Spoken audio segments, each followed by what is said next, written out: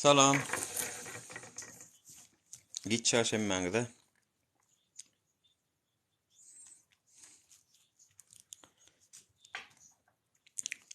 Salam vatandaşlar. Efir paylaşalyň. Şuň gaty wajny temalar var. Häzir gepleşmeli. Illeşmemiz bilen. Paylaşyň her kim efir paylaşsyn. Nemetjekler, geljekler bir gelsin. Birazajyk ýylyň netijesi alan bir zat boljak bu. Yani şu wagda çenli bir ýarym ýyl başdy şu aktivistleriň eduwatorun işiniň ýylynyň netijesi ýalan boljak birazajyk. Şuňky çykyş nesip bolsa bu çykyşy YouTube'a da goýarys. Buň aýyň 12-si sentýabryň vatandaşlar hemmäňize hoş geldiňiz, salam.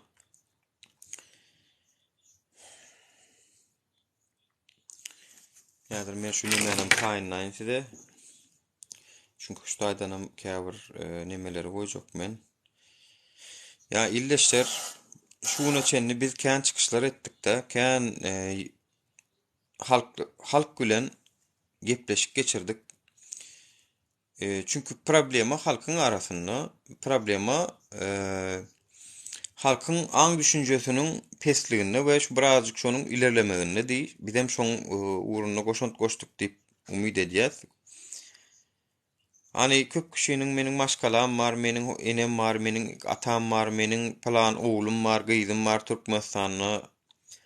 Şolara azar bererler diýen düşünje bilen öz kölegesinden gorkup ýören illeşlermediň bir derek ýere gorkkanlygyny görkezdigem ha. Men Polşada bolsamam Türkiýanyň içinde görüşip ýören aktivistlerimizden ha heniden bar. Dernegiň üstü bilen geçenlerde gittiler. Konsulstaň öňünde çykyşlar etdiler. Yüzlenme etdiler. Şo taýda da bir giden waka boldy. Elbette ol ýerde illeşme seredip durdy bolyn. Ýöne näme de bolsa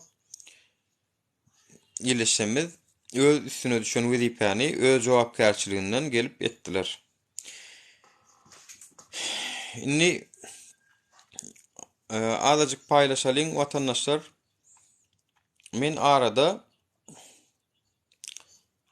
vatandaşlarymyza bize gollaw bermek üçin neme dipdim efirden. Olam haçan başlady, men size aýdaýyn. 8-nji aýda edipdim şu çykyşy awgust aýyna. Maňa da şondan soň bir illeşimizden 500 lira gelipdir. Bir illeşimizden 300 gelipdir. Bir illeşimizden ýene 500 gelipdir, 1300. Bir illeşimizden 100 lira, bir illeşimizden 40 lira. Ýene bir illeşimizden 100 lira. Ýene bir illeşimizden 300. Gepiň tüm mökkeri 1800 lira, ýani $100 pul gelipdir vatandaşlar. Biz hem näme etjekdik? Ýewropada tur bir näme açykjakdyk. Birazajygam şu Warşawada başlandy, näme etjekdik. Häzirlikçe azda känne illeşmemiň şu bir aýyň içindäki eden gollawyny gördük. Gene bir agamyzdan hem $70 geldi. O tagam özümiziňki. Tagam ýykylan ýerimizde her wagt gollawyny berip beren agamyz. Netijede vatandaşlar size aýtjak zadym bar şuň. Biz vatandaşlar üçin, halk üçin efirler edip, çykyşlar edip näme üçin edýäs vatandaşlar? Yani akşam işten gelen illeşmemiň içi ysmasyn, çay başynda görür zady bolsun diýip edýäsmi? Yani eline şokoladçyna ýyp çay içip otyrka ýa-da çit-çitlap çay içip otyrka bir görür bir efir bolsun diýip edýäsmi şu zatlary? Ýok. Biz iminle şu efiriň başynda oturup bizi dinleyen illeşmemiň birazajyk pikirlerini, düşünjelerini bizim derejemizde, uğrubinimizde pikirlensinler. Çünkü bir pikirde bolmasaň bir iş amala aşanok. Bir pikirde bolmaly ilki. İlki kellen bir pikirde bolmaly, ondan soň bir iş amala aşyrylýar. Yani 20 adam olup gelin bu şaýdan bir zat edeliň diýilene, jaý gurulýan diýilene 20 adam üýşüp dogry ha mümkinçiligimden ma gelin onu edeliň diýip başlasalar şo jaý gurulýar. Ýöne 20 adamyň hersi bir zat diýip otursa, näme bolýar şo jaý gurulanok, dogry dämi? Ve bilişiňiz ýaly bir zaty gurmak ýykmakdan has kyn. Yani guruňyzy 3 aýda gurarsyňyz, ýykaňyzda 2 günde ýykarsyňyz. Şimdi guryançılar ama bu işte ne guryançılar, aktivistler bir zat gurjak bolurlar, illeşmez 3 bir zat gurjak bolýar. Nämen gurjak bolýar? Agdy birligi, jewisligi, birek biriň ýanyna ýardym etmegi, kömek etmegi, el uzatmagy biz gurjak bolýar. Bir gapdalanam tersine hereket edip oturanlar bar. Gurmakdan ziyade yıkmagyň uğruna ılgap berenler bar. Olaram siz bilýäňiz. Yıkmak ansat bolansaňam olaram yıkmak bilen başagay. Inni aýdyljak zat vatandaşlar aýdyldy. Hatta şu temalaryň lenji çykdy. Şu neçenni şu temalaryň lenji çykdy vatandaşlar. Yani uğran bir kapıdan girip düşünürdü, biri balkondan girip düşünürdü, bir aknodan girip düşünürdü, bir kreşadan girip düşünürdü. Yani her kim her kapıdan tinançdy adamların aklına yetme üçün. Olam şu bizim yurdumuzda opozisiya yok. Bizim yurdumuzda partiyaçılık yok. Ha şu bolsa ha diýjek, çepekçi bolsun, şakşakçı bolsun, yallakı bolsun bulara ha diýjek. Aslında yurt minimum standartlara yönü siyasi parçalar var. Bir A parçanı golluya, bir B parçanı golluya diýmek A parçanı gollayanın hukuku var, B parçanı gollayanın hukuku var diýsen düşnükli. Yönü minimum standartlara ba. Misal üçin minimum standartlar näme? Öýüňe arkaýyn gidip gelmek, arkaýyn isleýän ýerinde ýaşamak, welaýatyň ýurdun çägine arkaýyn ulugunda isleýän ýerine gidip gelmek, pasportyny konsullugyň bermegi ýaly minimum standartlar bolan ýagdaýynda sen A parçany gollap bilersiň, bir B parçany gollap biler. Ýöne şu wagt biziň meselemiz näme? Diktatura.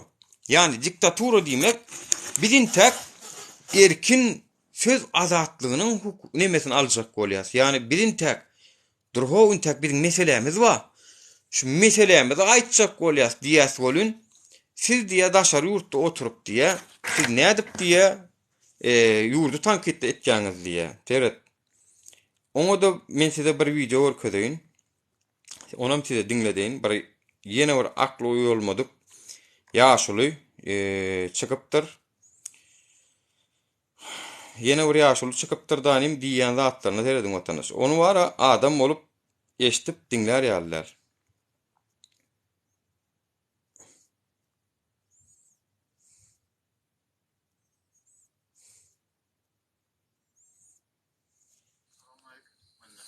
Men var burada da çıktı. Şu vilayetin içinde Levap vilayeti var. Yani gözükler, şehircon gözükler değil mi? Şuradan pidara milletin kokusu olur. Evet, men bir çıkış etti de şunlarla yollara açılan neymeden okuyup koyup aktivitler sebepler açılan köprek aktivitler köprek olurlarım diye komentar yazdım da. Ona bir şartlanan bana ben haram deyip ettir. Kebe o şartlan öyle haram. Öyle haram olunca şular ya Allah bol geçe. O şartlanları Türk'te ordun başka yerde ordun kavatlarını öldürmeli. İşte menenler bir şartlanları işledim öldürecek de gömecek. Hiç maçım hiç bilmedim iyi demedim. Şartlan öldür birden olursa o dünyada da yani ne var? Şartlanlar adam değil halk değil olur. Onu öz başına bir devlet olacak olup demekti. Öz başına olup neme olup. Ondan farkat durup durup bidir var yalnız ki. Şerci olup farkat durup tanıyan oldu. Gepin tümök geri biz näme görüşýäs? Yan kaýdyşmaýaly biz gurmagy dyrjaşýas. Biz agdy birligi, jewisligi ünleýäs. Şeýlerämi? Biz 5 welaýat, 5 dogan näýäs. Türkmenistan'ın bütün çäkligi kanun esasında gorulýandyr. Şo çäkligem bozulmaz. Çünkü kim haýsy tamsyk, haýsy durak ýurdun bölmegini isleýär. Hiç kim biziň şuwny çenli olar çıkışymyzam ýok. Ne bu haramlardan gepleýän zadyna seredin. Bular kömelek ýal köpellüler gitdiler oturdular. Bilýäňizmi näme üçin köpellüler şular? Kömelek ýal köpelip gitmeniň esasy sebäbi watandaşlar men size aýdaýyn. Yani şula adam YouTube'da çıkış edýär. Özüm Türkiýede ýaşaýan bolmaly. YouTube'a da goýup dur watandaşlar. Men size linkini aýdaýyn. Ýa-da YouTube'da Oraz Annamov diýip biri. 2 ay önce goýupdyr. Ha watandaşlar görüň. Oraz Annamov. Yani Oraz Annamov diýip biri. Ady familiýasy bilen. Nirin haramdadasy, nirin çöpdüğü akıllı kellesine vara bulan bir ak girip akıl yirmedin biri bulan vatandaşlar. Indi seredin. Şulatlar propaganda edip oturan adamlar näme esasında diýerler? Ýurdun içinde belli bir derecede halkın içinde halkı kuşkurup birege drazni edip uruşturjak bolup görün. Halkı bir-birine gırdırjak bolup görün. Halk düşmanları, vatan dönükleri var. Şolar hakiki vatan dönükleri. Çünkü halkı näme etekleýärler? Ha şolar ýaly millet parazlyga. Men ne görün yerimde tutsam öldürjek diýär. Seret, men ne görün yerimde tutsam öldürjek diýär. Orada anlam kim bilemok vatandaşlar. Görün tapın. Yeni biri maksat Türkiýe, yeni biri Zalina Muradowna, yeni biri Cemşit, yeni biri Zakirjan, yeni biri Bürgüt. Çıkıp otuyorlar vatandaşlar. Naşular yıkmağın, bölmeğin aladasında. Indi biz şeyle bir düşünceye geldik, şeyle bir karara geldik. Ras aktivistler köp bolan üçin, eger aktivistler köp bolan üçin ya da aktivistlerine diýer çıkış ettiriverin, aktivistler sebäpli ýol ýapak diye. Aktivistler sebäpli ýol ýapakmyş. Inha aýdyşyna görä. Aktivistler köpürak gollawyryň diýip komentar ýazynda. Evet. Çıkış etdiler şunlara ýollar açylanok, nämeden ok diýip bolan. Aktivistler sebäpli açylanok, köpürak aktivistler köpürak gollawyryň diýip komentar ýazynda. Ana bir şartlanan maňa Seredinni. Ve başka da o Gülşat va, Gunço va, o Mayo va dip bir gelin va ve bulara görünmeyen arka taraftan yeni gollayan halkın içindeki bir giden kömölökler va vatandaşlar. Bular vara vatandaşlar men size bir daha da aýdaýyn. Ya Sadık Kargo va diýen ha. Bu adamlar vara vatandaşlar. Eger aktivistler işi has kıynaştıryan olsa, biz kim üçün çıktık? Halk üçün çıktık. Biz halkın gününü goýulaşdyrmana çıktık. Has goýulaşdyryan bular bolsa, gelin onu biz aktivistleri ekrandan uzaklaşalyň. Gelin onu birazcık uzakrak duralyň şolardan. Belkem şolar düzedir ýurdanyny. Aktivistler bolmasa hemme zat özünden düzelýän bolsa, 30 ýyl näme üçin düzelmedi onu? 30 ýyl näme aktivist barmy? Haramzadalar diýsen, şo soraga jogap berilen okşular. He? 30 ýyl aktivist barmy? 30 ýyl näme üçin şuna geldik biz? O aktivistler 30 ýyl berýärmi? Halkın içinden çıkıp öz halkyny, öz derdini, öz problemasyny gönümen aýdy bilen raýatlar efirlerde başlap halmat söýünüfü neme diýerler? Şolaryň biz adam etdik o. Şolaryň biz golladyk. Men ýadyma düşýär. Duran THT'däki Duran. Senin videolaryň bardy, meniň videolarym bardy. Men Dubaydan iýerýär. Meniň 5 tane videom bar. Seniň 1-2 tane videolaryň bardy. Soň bilip galdym, şol bolan eken, şo wagt seň videolaryň bardy. O wagt senem ýüzüň açman meçidiň arasynda bir ýerek bakdyryp video çekýär. Şoňa meňdeş başga da illeşjemediň videolary bardy. Ýöne şu raýatlar nämäni gördüler? Şol adamlaryň burada etmejegini gördüler. Halkyň içinde İstanbul'a da gelip halkın arasında görüş bilmeyenliklerin suud edilenden soň näme üçin biz şolardan bir da garaşmalydyk diýenim, halk aktivist özlemimiz bir da etjek bolduk. Indi halkın içinden şolar ýa-da çıkyp oturan bolsa vatandaşlar, sizden etjek kaçtym. Onu biz efirlerden gidýäs. Hawa. Yok biz. Tağam biz hem işläp hem eklence edip hem şu wagtlar ýöreçek bolup gelýäs. Gaty kösenýäs. Gater öt kösenýäs. Ýönümöne öder. Anansaňyz her bir aktivistiň hem şu wagt şolar ýaly problemasy bar. Her bir aktivistiň hem şolar ýaly şu wagt İstanbullaklaryň hem problemasy bar. Bize mesele yok. Men vatandaşlar hepde de 300-350 dolar pul gazanyp bilýän. Hiç mesele yok. Oynak gedemde 300 dolar gazanýan vatandaşlar. Oynak gedemde. Tak što men size aýdaýyn. Aktivistler hakikatdan görüşýärler, ýöne bularyň şahsy problemalary, yeneleri gaty köpelip gitdi. İlleşjemidem üstesine gollu ýas diýerler de. Yani pikir edip görüň bir zady. Näme diýär? Fenerbahçe'nin taraftarı Galatasaray'ın için not yurdanim Galatasaray'ı tankit ediyor. Pikir edip görýärmi şonu ýazady. Fenerbahçe'nin tribünosunu bir sanak Galatasaray'lı otur ve Galatasaray bal edediyor. Fenerbahçe'nin tribününe oturup. Näme diýerler şonu? Bula futbola oyna online. Bolmasa hiç sadem etmeliler. Ola Galatasaray olan Fenerbahçe ne olmuş diýip oturuvermeler.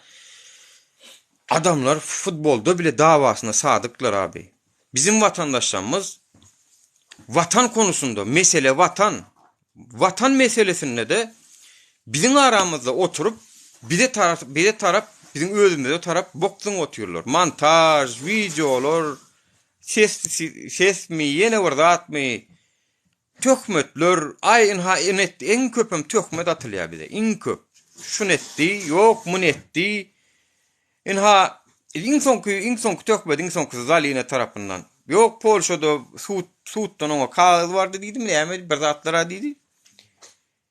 Onu dedi çağırdılar. Delilsiz yöne poh varın atık gidip oturuyorlar. Delilsiz hem poh. Menin videom var dedi. Dur Sultan'a uğurlu näme dedi? Men elimde video var. Dostum dedi. Çık dedi men sana görkezjek dedi. Hani video hani yok. Bir de bir soramız yok. Bir de o derece petelesimiz gelen yok.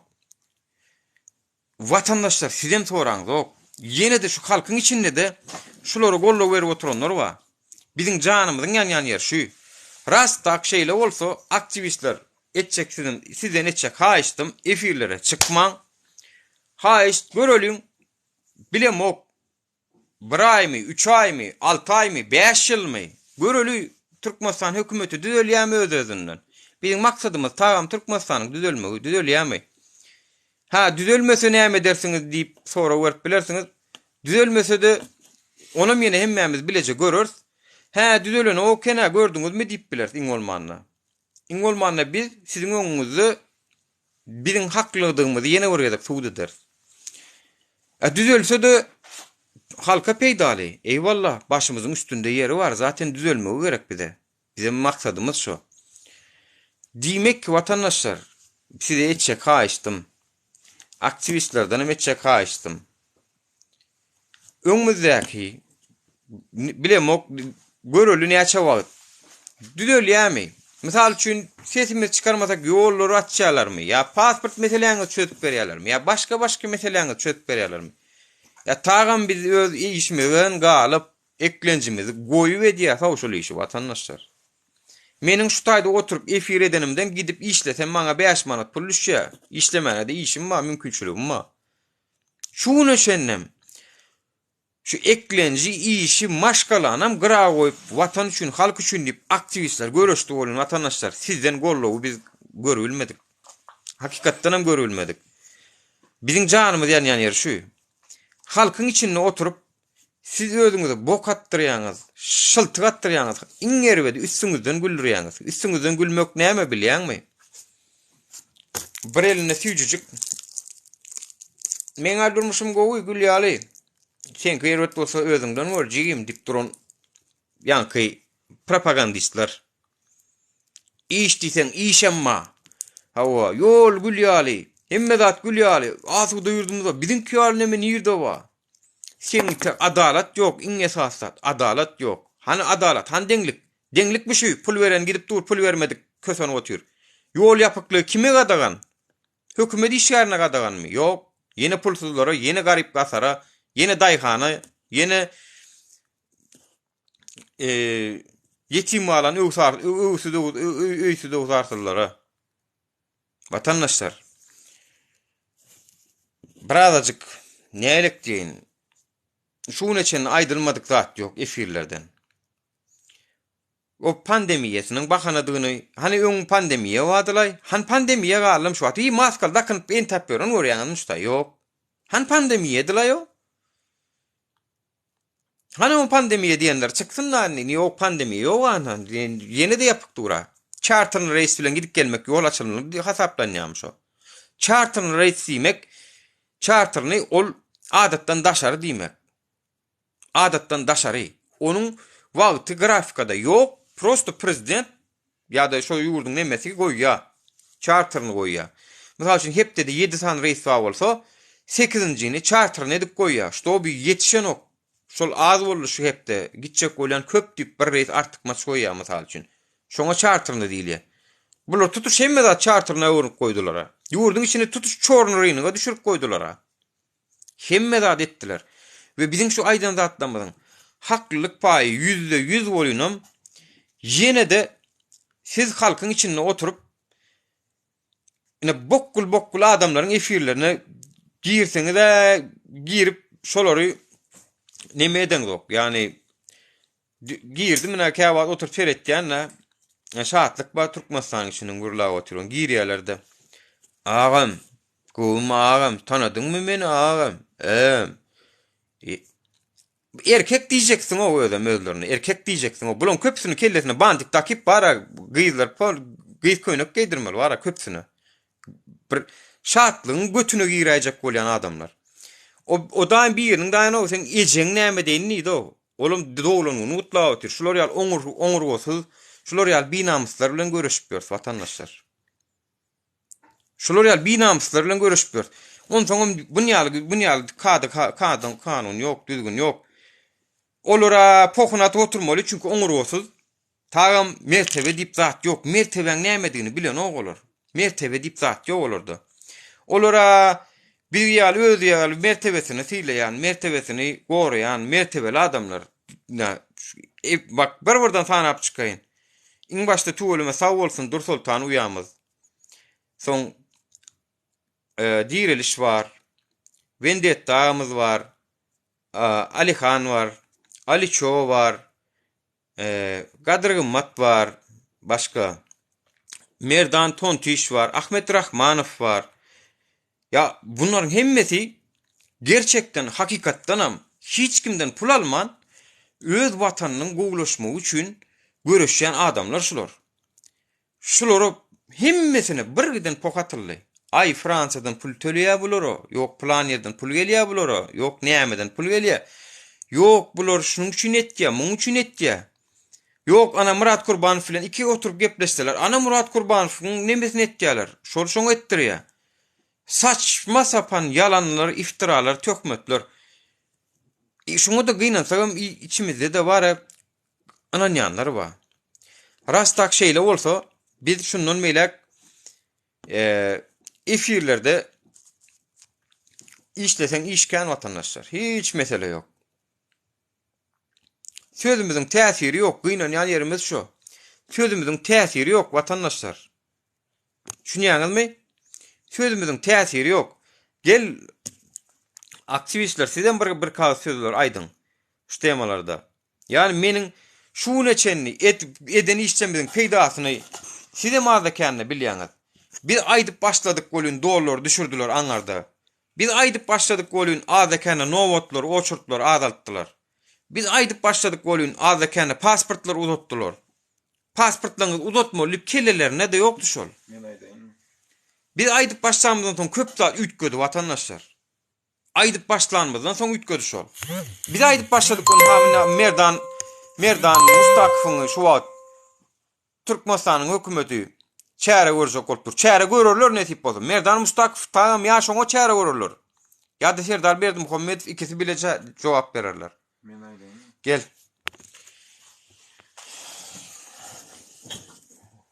Ali şo ýoksundan dinleň biraz. Selamun aleyküm vatandaşlar, selamun aleyküm aziz adamlar. Yani şunu aytjak bolýan, karoçe yani aktivistlerin maşgala däl, ya da aktivistlerin ar namys däl, aktivistlerin maşgalasy ýok. Näme etse bolýa, olaň öýüne barmaly, olar unijat etmeli. Olar işini, gücünü koyup bütün hemme zady şuna gijesini gündiz etmeli. Siz bizim näçede yatıp näçede turýanymyz bileniz ok. Yani muňam garşylygyn men şuňalyk seretmeýän, men öz hakymy alýan, polybom alýan. Men yaşlığımdan amal gelýän, şu güne çennem al gelýän, şoň üçin men Ýewropada, şoň üçin biz Ýewropada, şoň üçin bizim gün bir aktivisti gören dälsiň. Men özüm üçin şunu edýän diýip. Ýok, hemme adam halk üçin edilýär o. Görüp dursunuz amyny, hiç kim yani ne bileyim, mene özüme maňa şunu beriň diýip baram ok. Ya maňa şunu edin diýip baram ok. Men özüm kin alýan pal hemme aktivistler amalya. Ýöne muňal duýarsyz bolmaňyz, bir vurdum duýmaz o, bir luboy zada bir zady bir cisimi şuna degirseňem ses çykýar sizden. Şolum ýok o. Yöne destekleyen uğur destekçi gerek ya, onyalık dilde destekçi gerek ya, birazcık hareket gerek o. Birazcık hareket gerek. Men bugün koşulup 3 ayda bir zatlar eden bolsam, arka planda ne açsan adamlar var, şolara da değişti. Mene hemmesine degince kategormen uğra. Hemmenize de değişti o. Ne açı adamlar yöne planın anarısında tır ediyorsunuz o. Geldi yüzün aç da ne hemen, sen maşkala, sen çağan ba, sen öýüňe gitmeli de biz gitmeli näme? Biz näme alıp dalby edip krita sokmaly mı, näme etmeli yani? Ya diňe siz mi akıllı, biz durrak mı, yok mu, bizde akıl yok mu yani? Ha, bizim diplomumuz yanmalı, biz жизнimiz bilen riskovat etmeli, biz işlemen ertiden akşama çenni halkın aladasını etmeli. Yine de gelivem hakaret edilende de ya da yeni bir zat edilende de imsin durmalı. Aktivistler diýende maňa aliço ya da yeni bir zat, yani men özüme degirçek zat, ona sebäp ýok yani. Ona bir sebäp ýok. Men öz liçnine, men öz hakymy isleýän diýip baryp Türkiýe ya yeni bir zat, olar bilen tartışamok men. Men sizin adyňyzdan tartışýan. Takjy Naif, Direliş hemmesem sizin adınızdan tartışıyor. Ve bir topar hakaretlere, bir topar töhmetlere maruz kalıyorlar o. Ama siz yine de sesinizi çıkaranız o. Köşede görseniz neredeyse ikellap salam berýäňiz o. Näme etmeli, indi biz näme etmeli? Ine men aktivist meselem. Men hem gidip Türkiýeňesi bir zat diýen wagty on ağzını urup iki ay yarmalı, hem men gidip surog oturmalı, hem de yine de çıkıp yine de sizin için yine de hak talep etmeli mi? Näme garaşýaňyz yani, näme? Hem TikTok'ta oturmalı. O hem TikTok'ta oturmalı. Ne? Bugün aytdım men o. Eger görýän bolsaňyz Şwetsiýadan bir ýerde şuňaly pajarnyň nemes çykdy, eline muňa uçup barýan. Yok yani bizler süper güç ya da biz demirden däl, bizim bir özelimiz var. Bizim bir ailemiz, bizim bir maşgalamız var. Hemmemiz neujel şunu ayıp bilmeyen o. Çıkıp ine men ha şunuyum yeten ok deyip öz adyny neujel gurlap bilmeyen. Ya da bolya biri senin için vıstypat eden vakt. Meselem biz hazır şuňalyk, yani Nuri bilen şuňa anlaşmaya gittik. Nuri gidýär işläp gelýär. Men öýde ýaýyn açan bir topar dokumentasiýa var, yazmaly, çizmaly, bozmaly zatlar var. Aladalar, mailler, aňary bäri men uğraşýan. Yani biz düşünýäs, näme diýe? Bular men üçin gidip işläp gelýär, menem halk üçin, muň üçin bir zat edýän. Yani anlaşmaly, garşylygy var. Siz diňe seyredýäňiz yani. Aldım kofyamy, içip, Nuri gepleýär. Aşagdan bir zat diýär, "O, dogry aýdýan, goldaýan." Oturýan, "O, dogry aýdýan, nirde bolsaň biz bar." Nirde bolsaň, näme deýin men? Çık birik. Canet Dur Sultanı bar gerek olsa yanına. Näme Dur Sultan mı sizin yanınıza varsın? Ya Aliço mu kalkıp Avrupa'dan bar? Benim tuzum kuru arkadaş. Ben gidip çalışırsam 3000 euro maaşımı alıyorum, bitti. Bu azıcık kıpırdama sizden hem gerektir ha. Hiç bulmanda biri biz size bir şunaydını arada da destek istediler. Yani hiç saat gelmedi o. Neredeyse hiç saat. Yine de şu aktivist diyen adamların yine de şoları uğrattı. Hemen şunu al pul toplamalı yerinde yine de aktivistler vermeli. İşlemen yine de bir yere varıp tayıgıymen ağzını burnunu kanatmalı, yollar açtırmalı. Yine de bir yere varmalı, pasportlar aldırmalı. Berden gitmeli, OBS'nin önünde yine de kıygırmalı. Ne bileyim. Kim can ediyor? Ya birazcık bir yerden ucundan tutalım o. Aktivist diyenlerine de kakarım geliyor. Köpeğin yüzüne maç bilen o. Açıp göreceğiz. Yani sen bu işin içindesin. Sen bilen ne kadar neçe biz töhmetlere galiyaz, neçe biz nemelere galiyaz. Vatandaşlar. Sulu adam. Romarik. Şeref sulu adam vatandaşlar. Var burada da çıktı. Vilayetten içinde levap vilayeti var. Yani göz yoklar. Çağırdım göz yoklar diye. Şuradan fidara milletin kokusu olur. Evet, ben bir çıkış ettiler şunlarla yollara açılan neymeden okuyup aktiviteler yapıp açılan köprü aktiviteler kolluğun diye komentar yazdım da. Bana bir şartlanmanı haram dikkat. Evet, o şartlan öyle haram. Öyle haram olan şoşulur ya Allah tolk geçe. O şartlanları Türk'te oradan başka yerde oradan kavatlarını öldürmeli. İşte ben eğer sadece bu şartlarını işledim öldürecek de gömecek. Hiç maçım hiç bilmedim iyi demedim. Şartlarını öldürürden olursa o dünyada da hani ne var? Değerli vatandaşlar durun ne? Size ne çeka açtım. Ödüm yine marvelayatın yaşayıcı. Şulun vicima marin rayeti. Şulur haramda da adamlar var ha. Şulur çıkışlar edip bilen olsa. Siz halktan çekinen okşulur düşündünüz. Sizden çekinen okşulur. Şulur adamlar. Aktivistleri de düşman şulur. Görüşümü diyali. Velayetin içinde bir velayetimizin rayetlerine de düşman şulur. Görüyorsunuz değil mi vatandaşlar? Men näme etmeli o men misal üçün ejem çerjewli bolup men çerjewde doğulsam ya ejem özük bolup çerjewde Türkmenistana dünýä inen bolsam öläýmelmi men şu haramdada duşdum. Şu haramdada duşdum öläýmelmi men. Tvar suko şular ýaly adamlar bar çäresini görmejek bolsaňyz aktivistlerim ýok vatandaşlar. Görüli vakaly. Aktivistler bolonno yol yapıp golyan olsa, aktivistler şundan meylek efirlerde de yok, zatda da yok. Gidin Türkiye'nin efirini oturun, Zakirjanıňyz dinleýän, o burgut ýaşulyňyz dinleýän, onu dinleýän, bunu dinleýän. Şolar bilen yol alın, hani görüli, näçe wagt yol alyp, nähile Gülistanlyga barýaňyzmy, şolar ýaly öldürmeli diýen adamlaryň ýygynyň şolara yol bersek. Ýa-da azajyk aktivistlere gollaw bermelmi? Şolun ýanyna durmany başarmalymy? Ya da şolun adından vüstüpat etmeyeni başarmalymy? Şonu öwrenirsiňiz iň bolmanda. Bu haramdada nireli? Salamu aleykum. İldeşler salamu aleykum. Bu haramdada nireli bu? Menin ecem levaplı. Menin ecem levaplı. Özüm daha şolu yomut yönü ecem levaplı. Bu haramdada kim bu? YouTube'da hikayen koyuptur. Orad Anamf diye adına inha. Seyredin vatandaşlar. Orad Anamf diye bilemok.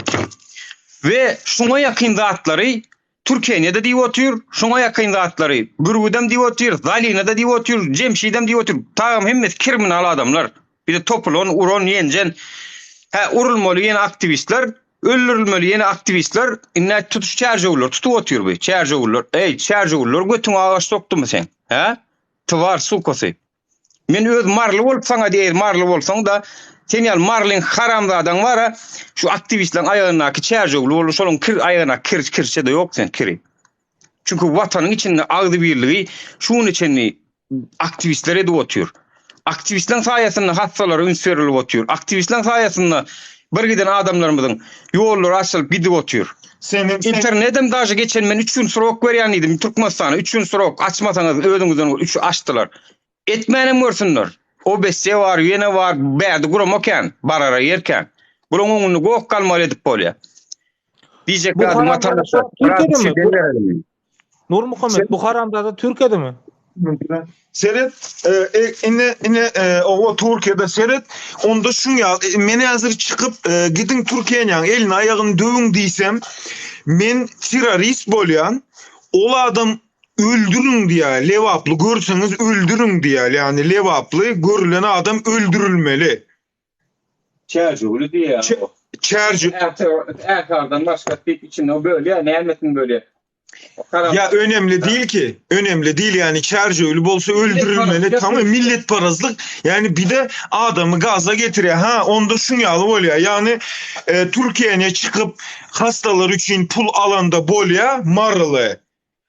Levaplar çıkıp hakkını talep edende bolonok, yani terörist mi bol, yani ben ne diyeyim, ben sen tutayım ağzını ortadan iki ayıryan diysem şunu zapsi ediyanız da hazır çıkarıp koyyanız yine aliço terörist şunu yazatlarla meşgullanıyor deyip. Yo bu tamtık. Näger menem yarım çerjü.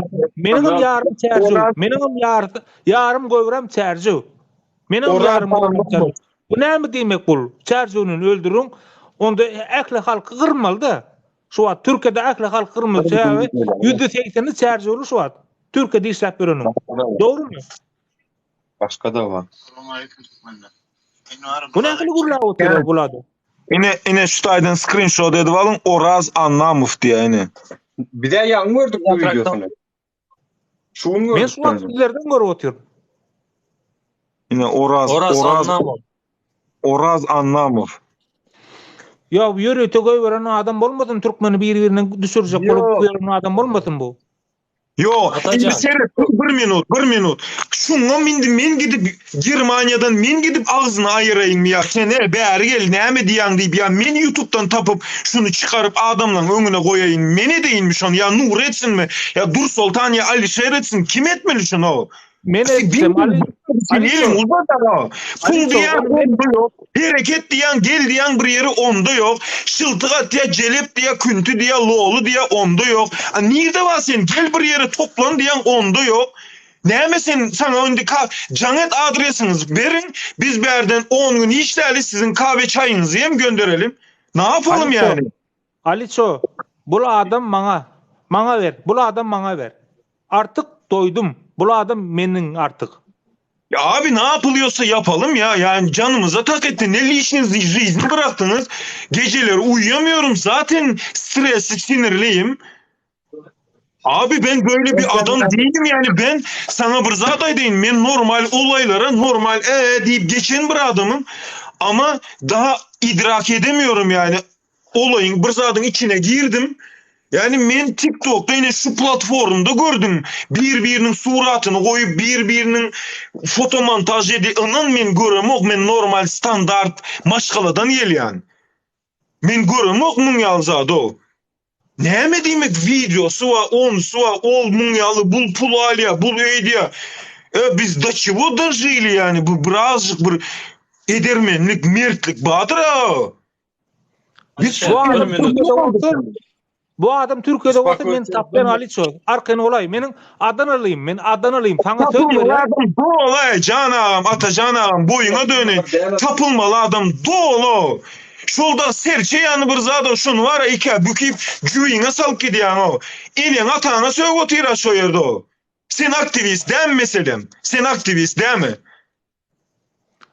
Senin aktivist Türkiye'nin ağzına getirmeyi de otira o. Bak şu at sesimizi kesip ertirin başka yönlerinden Ben gönderelim. seçencine girsin beni gurur bilsin o. Bulayali hiç men var ya, men oları dün aytdım, dün YouTube'da yayınladım. Menin size etçe küfürlerim seyredin. Men o şıltıkçılara değmeyen olarla işim yok. Menin işim Berdi Muhammedov, Türkmenistan'ın Berdi Muhammedovlar yegenler, ondan son Howpsuzluk ministri, İçeri İşler ministri, ondan son kim şol senayet Goranmak ministri, hemmeniz heleğiniz alyan, arkama ullakan plakat ediyen, ertirden akşama açenini söyleyen. Etmez değil mi? Etmezsem şerefsizim ya. Ulan sizin namusunuz namus da bizimkine patates mi yani, aldık ikiye böldük de kızartıp yiyelim, neyme yani? Neyme etmeli biz ağrımız namusumuz korumak için size deyip sizin ediyen işlerinizi dile getirende size terörist deyip türmeye basın, bizim namusumuzda degen vakti yine öldüreli, yine biz türmeye gireli. İki şartta da yine biziz mağdur olan. Halk madur. Koysa 1 minut. Endi davay sıra bilen gepleşeli. Uspokойся, Alişer Kara. Davayçı mezadi yatlımızda bir baştan gelemiz. 2 yıl bunların yollar yapıldı. Ova. Problemalara girdik, dayanışmaya girdik. Ova. Son hasta yavaş. Ova. Problemalar nereden çıkmaya başladı? Pasport meseleleri. Ova. Bizimkiler tayağı iyi, aktivistler tayağı iyi. Bu için protest etti. Bular uzatmaya başlayalar. Ova. Yine bizimkiler tayağı iyi. Gol dayan yok. Bizim arkamızda vatandaşlar ne şu otur başakta yazarlar yine nasamım deli gelmeyeler, paderist etmeyeler düşüneyiz mi son? Ne diysem size? Bizim hem canımız canı bir nepravillere değeyse arkandan gelip vuruyorlar. Yüz yüze gelen oklar hem işi arkandan gelip как крысы, понимаете? Şun için ne diysem sana? Mene yağdadı edilen işler. Prostoy primer. Uzatmalar bizim hizmetimiz. İnternetin yapılan vakti açtırmak yine bizim hizmetimiz. Ova. Ondan sonra Merdan Mustafa'nın nadan moment gitti diyeler. İşten hazır uzaklaştırıldı diyeler. O da bizim sloganımız. Son gele reisler şu ay. Şunca koy bilen tayağı orta atıp tez anırdan biri durup aytıya efirinde oturuyor yani şuradaydı oturan adamlar köpüsü anırda oturuyor. Şuna ne haber gire de yok o bu cevap verip bilen ok seninki yalan deyip bilen ok. Çünkü günde oğru deyip bilemiz ok. Mıraz deyip bilemiz ok. Çekines nemeden çekinen etten kemikten kandan şolar ama ok. Yine ucu menin primerini da menin canıma tık etti de ucu. Bileniz bu töhmetler edil oturan montaj, töhmet, bolmadık zatlar öyümüze basış. Menin öyüme basış. Gidip ova. Biz pakoy dedip menkileri. Ne biçim munyalı edip özümü ova. Öz halkım taraftan da içkili golda o boş ver. Kötü yorumlar, kötü söylenmeler ova. Bana adresin ber, konumun var. Bütün yer tamam. Prosto ne interessin sen? Ben hükümetten özümkini trebuyu. İşi plus kayıtımı gelip ova bu men çarjolu. No menin dinle botkara men çarjolu. 3. pakalene çarjolda ama menin bir yanım ahal men tekelerden. Düşünesler mi? Ama men çarjolda önü östüm. Bizde людей кара nime dediler народу дохуя dedi. Людей мало, ребят. Людей мало. Düşünesler mi? Ot şunu açak bol otma. Manga tapal zenci olur ha. Yok adam bol, hak yeme. На данный момент görüntü azadımız bizler pastayanı stradayn bir улучшение getiremiz. Ova. Olara cevap biz vermeli. Bizler adam bizlerde simya var. Bu katınımız var. Köpsününki bir anda işlenmiz. Bir işe girip anırki işe çık. Bir işe giresen o doğru düzgün işleyebilmişsen o ya protesta gidesen ya uyana gidesen o iyi işten ayrılasan iş almaştırıp yürümüz. Azap içinde yürümüz. Pul koyver bilimiz. Понимаете? Мы тоже люди o. Şuradaydı bir zaten de artık. Yani eğer sizin vatandaşlar normal yani bizim aklımız ermeyen sizin aklınız eriyen zat bolsa eğer siz bir zada garaşyan bolsanız kofe, çay, çekirdek çitleyerek bize de tavsiye edin. Ene git öyün meselem giren yerinden çep taraftan 2 adım et şu yerde otursan hem meza düzük oluyor diye ya gaz plitanın üstüne çıktı ya çamaşır telinin üstüne çık yat diye hem meza 4 örtük boluyor diye bize mi edeli? Zorlama özümüzü. Bize mi edeli yani şu tavsiye yani. Yoksa size mi ya yani az duyarlı bulun diye yani o. Köp adam tanıyan o şu saydan o. Özünüzün simyanızı değilse tırlap yatyanız o. Edin de şunu yaz hatta o.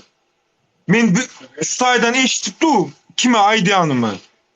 Edin de şoň ýazatdy. Oy men oňa al edýän, men tapýan ýeriň düýbünde bolsa arra diýip. Ana nirde sizler o? Nirde?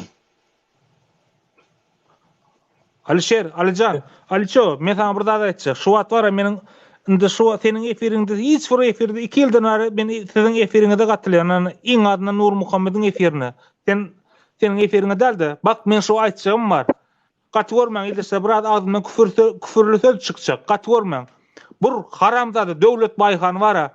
Haramzady eşeğol eşek. Sen nirdetin? Hani senin halk hereketiň? 2 ýyldan halky oýalap oturýarsyň. Döwlet Baýhan eşeğol eşek. Senin eneňem bir aýtmaýyn da, ýanyndaky Baky diýen zat CNN Türkiýe, Kanal Türkiýe görüp siýasat tartışmalaryny görüp, global Türkiýe görüp şo ýere gelip siýasy polemik yaratmak isleýär.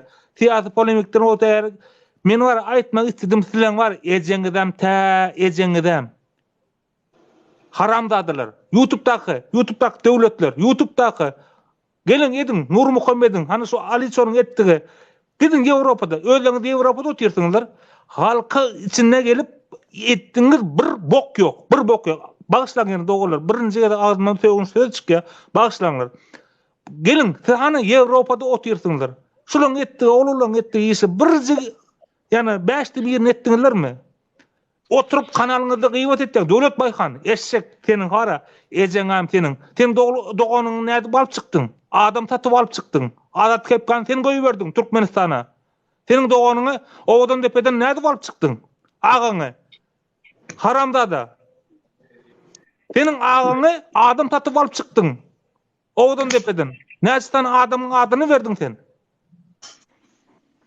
Haramdadylar. Ýewropada oturýarsyňlar. Hani bir gezek şular ýany Nur Muhammed, Aliço ýana bir gezek çykdyňmy? Oturup YouTube'dan gıýbat etdiňiz. Gıýbat. O YouTube'daky böyle nimene döwlete aýdym oturmaýyn. Bağışlarsın. 2 minutluk sözünü böldüm. O için izviniş. Seredin vatandaşlar. Biz ne to что bizim aktivist, biz aktivistler ne to что ekran ve meydanda bolduk. Bugüneçe biz meydanda. Şunayız meydanda. Avrupa bolsun, Türkiye hem yerde var biz. Ama şimdi gelip de neredeyse bu Döwlet Baýhan ýaly adamlara ya yine bu taze Türkmenistan kurdular. Şu adamlar bilet alıp bileňiz mi şu taze Türkmenistan'a? Alıp bileňiz ok, gidip bileňiz ok. Döwlet Baýhanyň bir yerde çıkıp mitingde duranyny gördüňiz mi? Ha? Geçe kellem davlet. Meydanda gördüňiz mi? Yok. Diňe kadar. Tapawudumuz şu. Vatandaşlar, tapawudumuz şu. Hayır. Pожалуйста. Просто-naprosto oturup düşünün. Biz gidersek, ayrılsak, az bir sekund ayrılsak, kılınız bundan beter bolar, yine düzelmez. Ben size aydayım. Boldum ben. Buyur. Afaki. Spasiba. Salam aleyküm vatandaşlar. Birleşler emmenize. Aleykümselam. Ben şu yankı yaşlı var ya. TikTok'ta eylemede YouTube'da gepleyen yaşlı. Orada burada izleme. Hayır. Orada anlamı. Haramlarda. Eşi de otandır berde. Eşi gire dondur efirlere. Ya bunu zapisettanı senem YouTube'a koy Nuru. Ben sonra burada izlenecekler. Sen yaşlı, benim atamın yaşında yaşapsan özün. Ben mağa geplep bilesen, tamam mı? Mağa ne desen de bilesen, liçini özüme, toylkama, eneme, atama, beçelerime, söydürüme. Ben öleyim, gideyim toylka ben seni tapamam, yaşlı. Ben eyyem seninle ben paylaştım, yani videonu. Yine benim zadımda var. Girinler, profilde var. Seni toka tapamam ben. Eğer de gören adam, bilen adam olsa yazınlar toka. Ben geleceğim için, beçelerim için edili otan bunun kitek zada, yani senin ayda otan gepine. Benim beçem o neme geçerli. Ben yaşıma gelince şu Şatland'dan gepime eşitlik gelmeli. Mal eken sen Toyka. Men On menim gözümden aşacak on. On menim gözümden bilen ayış 1 minut. Men Türkmen doğanlar bilen ahallı, marılı, Balkanlı, Daşovuzlu doğanlarım bilen bile yara alıp elime serhette koradım ben sizler ey. Mal. Düşünesenmiş onu. Men bizlerin çağlarımızı, geleceğimizi koradım ben 2 yılla. Düşünesenmiş onu. Men ula bilen nan yedim. Düşün şunu artık. Sen şu aydan gepinden son sen normal yaşamaya dastoyn adam mı sen? Ya biram var. Hemmenizlere hayış soka vatandaşlar. Eğer de tapanın bilenin olsa, görenin bir yerde adamın olsa şu komentariyada yazınlar. Nuru Anna Muhammedov. Senem Nur Muhammed. Senem paylaş. Hemmenizler paylaşınlar. Şunun kim yerlerini bilsengizler, adresini bilen adam bolsa yazınlar. Liçmenin özüme yazınlar. Men bunu toka göterim ben. Vallahi billahi göterim ben. Maksat Türkiye'ye. Zalina başka hem şatlık çıkıp hemmenizler hem değişi şu zat. Zalina sana hem değişli. Düşünesem Senem Çarjoğlu. Yani ki Zakir sana hem değişli şu. Şunun aydan gepi. Hemmene değişli. Eğer de arnamışsınızlar bolsa sizlerin yine millet parası yine bir adam tapıldı. Primo hemme eşittir. Milyonlarca adamlar eşitti bunu. Düşünesizler mi? Eşitmeyen bolsa hem eşitsin şuradan. Toyka bana yazın hayır. Ben canımdan geçemem. Toyka ben beçemin liçini 20 yaşına gelende, 30 yaşına gelende, 50 yaşına gelende şatlant ben gepi eşidesim gelmedi. Ne için Türkmen bize. Bir yani dilimiz bir, dinimiz bir. Boldu ben vatandaşlar. Spasiba mengizlere. Ben çıkıp Hikmet. Спасибо, охотник. Allah охотник minnettar.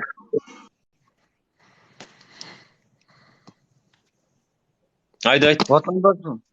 Buyur Selamünaleyküm. Bayram. Slava Ukrayna. Slava. Yaşasın Türkmenistan. Selamünaleyküm. Biz var kanun boyunca çıktık. Hakkı aytma berdi. Şu var şu yaşlı eğer de şunun familya adı bar olsa suda vermeli Türkiye'de. Dine şu bir yol. Suda beryanız boldu.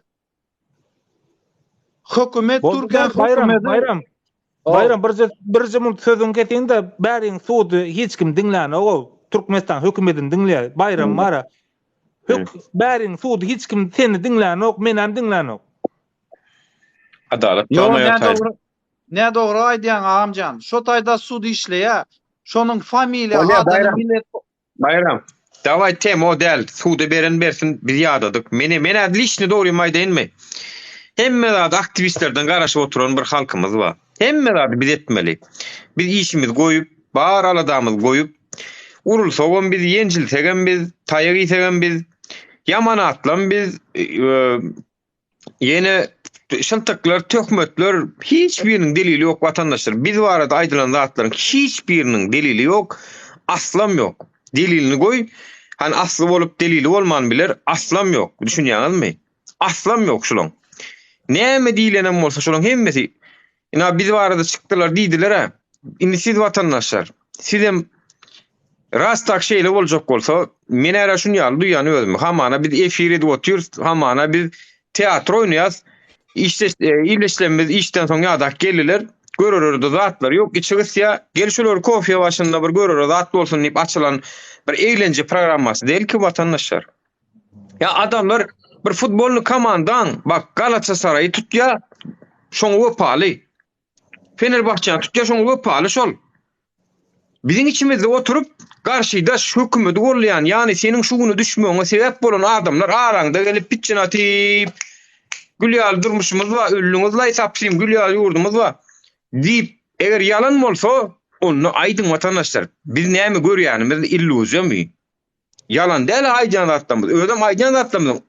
100'ünden 95'si halkın probleması. Öz problemamız belki 5% tutýar ýa tutanok özümizňki. Ýöne şol sanda bizem şo halkyň bir bolamysyň biz elbetde özümizňkine masalyp görkezýär. Ina ýeminde men maşgalama duşup bilemok diýen. Geldim men maşgalama duşup bilemok. Men ina köçede gezip barýan men aktivist däl, siz ýaly diňläp oturan raýat men. geçip bar yani gördüm Türkiye'ye geçip bar ya. Emin bir çağırıp soraman may gelsene verik dost. Yol açık diýdiň, isleňatyn gidip gelip bolýar diýdiň, şunýar diýip oturýarsyň. Nerden gidip nerden isleňatyn gidip gelip bolýan bolsa men gelinim çağalam getirip bilýän diýip bilen gokmuş onu. Diýip diýmekan tar bir sanjak misal üçin kung fu bir modeli misal üçin. Ya kardeşim yapamıyorsanız kömölük gel köpöl ya bulur. Yattan çıkarma. Yankı yaşolu çıkar, yeni bir çıkar, bulurdun ruh halen yeni bir çıkar. Çıkıversinler,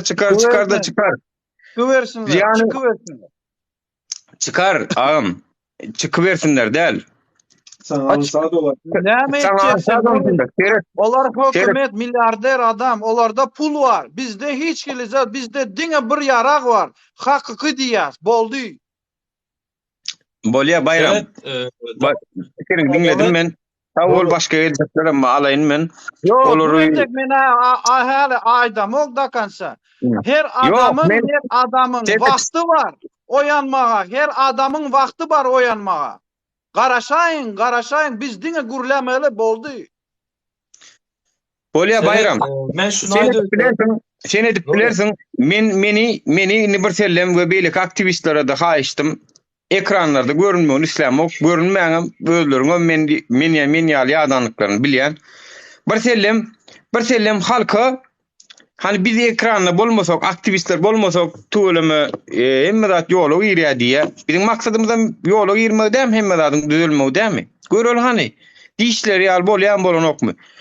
Ha belkem diýişleri ýaly dogry düzelýük gider. Olam ýene biziň netijemiz bolar.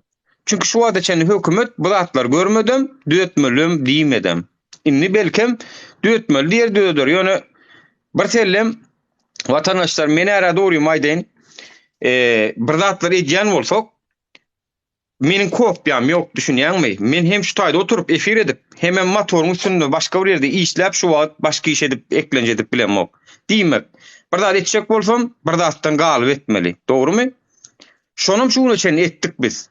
Yönü kadr gymmatymız, hormatymız gördük. Tuğulma sağ bolun, golluğundan gördük. Inni gaýdyp maňa hiç kim golluğum atmasın. Kim şundan beýlek maňa kim näme golluğu diýip dynsa, ýygyny oklajak. Tagam iyi verilen pul $100 ýakyn pul.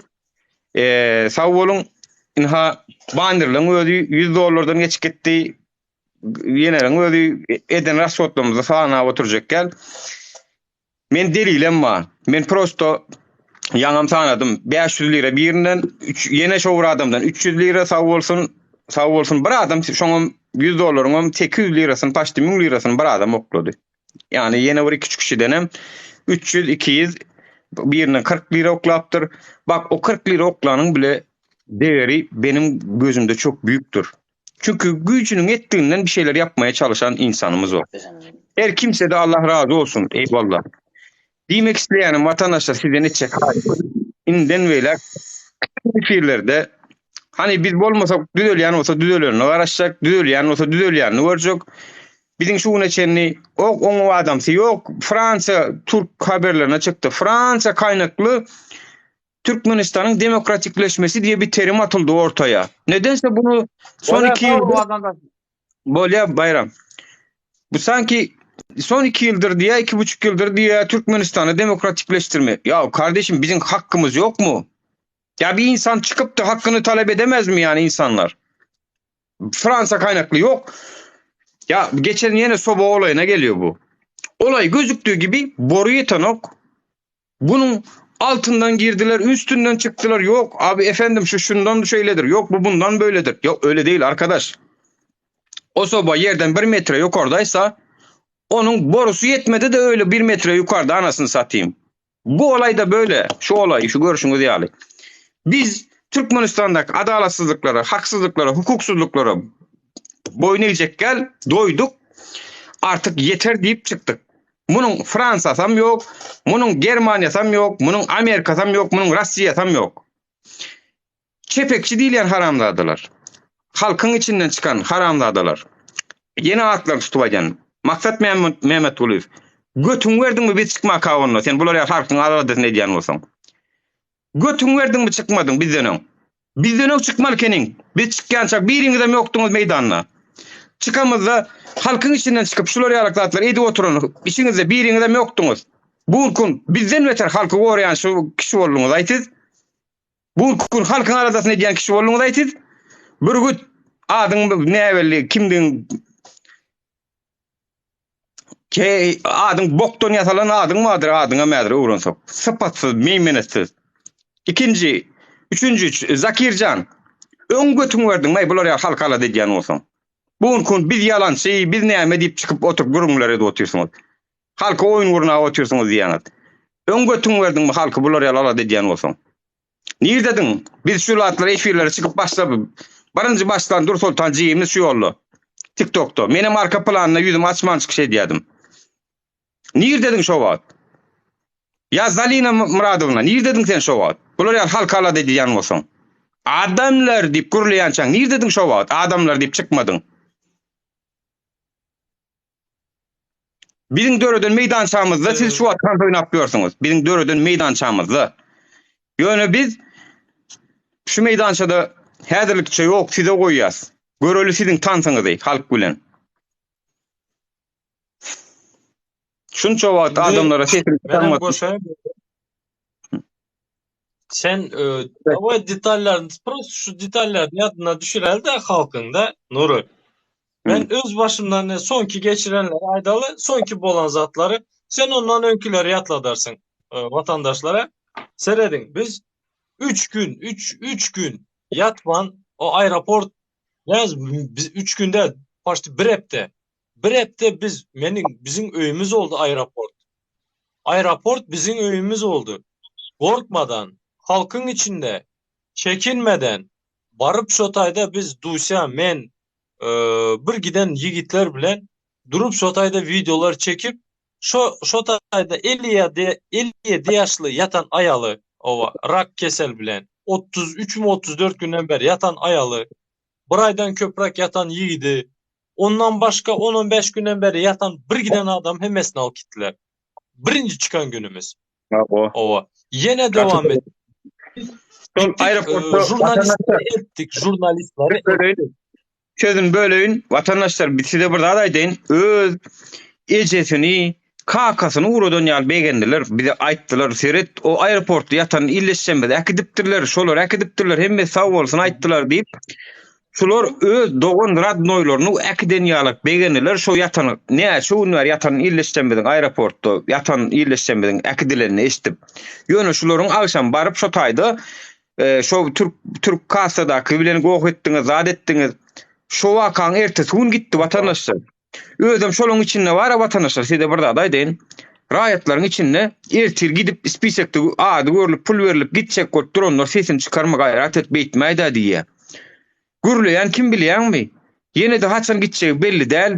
Bir çare oturun gel fakir gürleyen. Gideceğini bilen yine bilen yok. Yani bizim Türkmen ne elisene.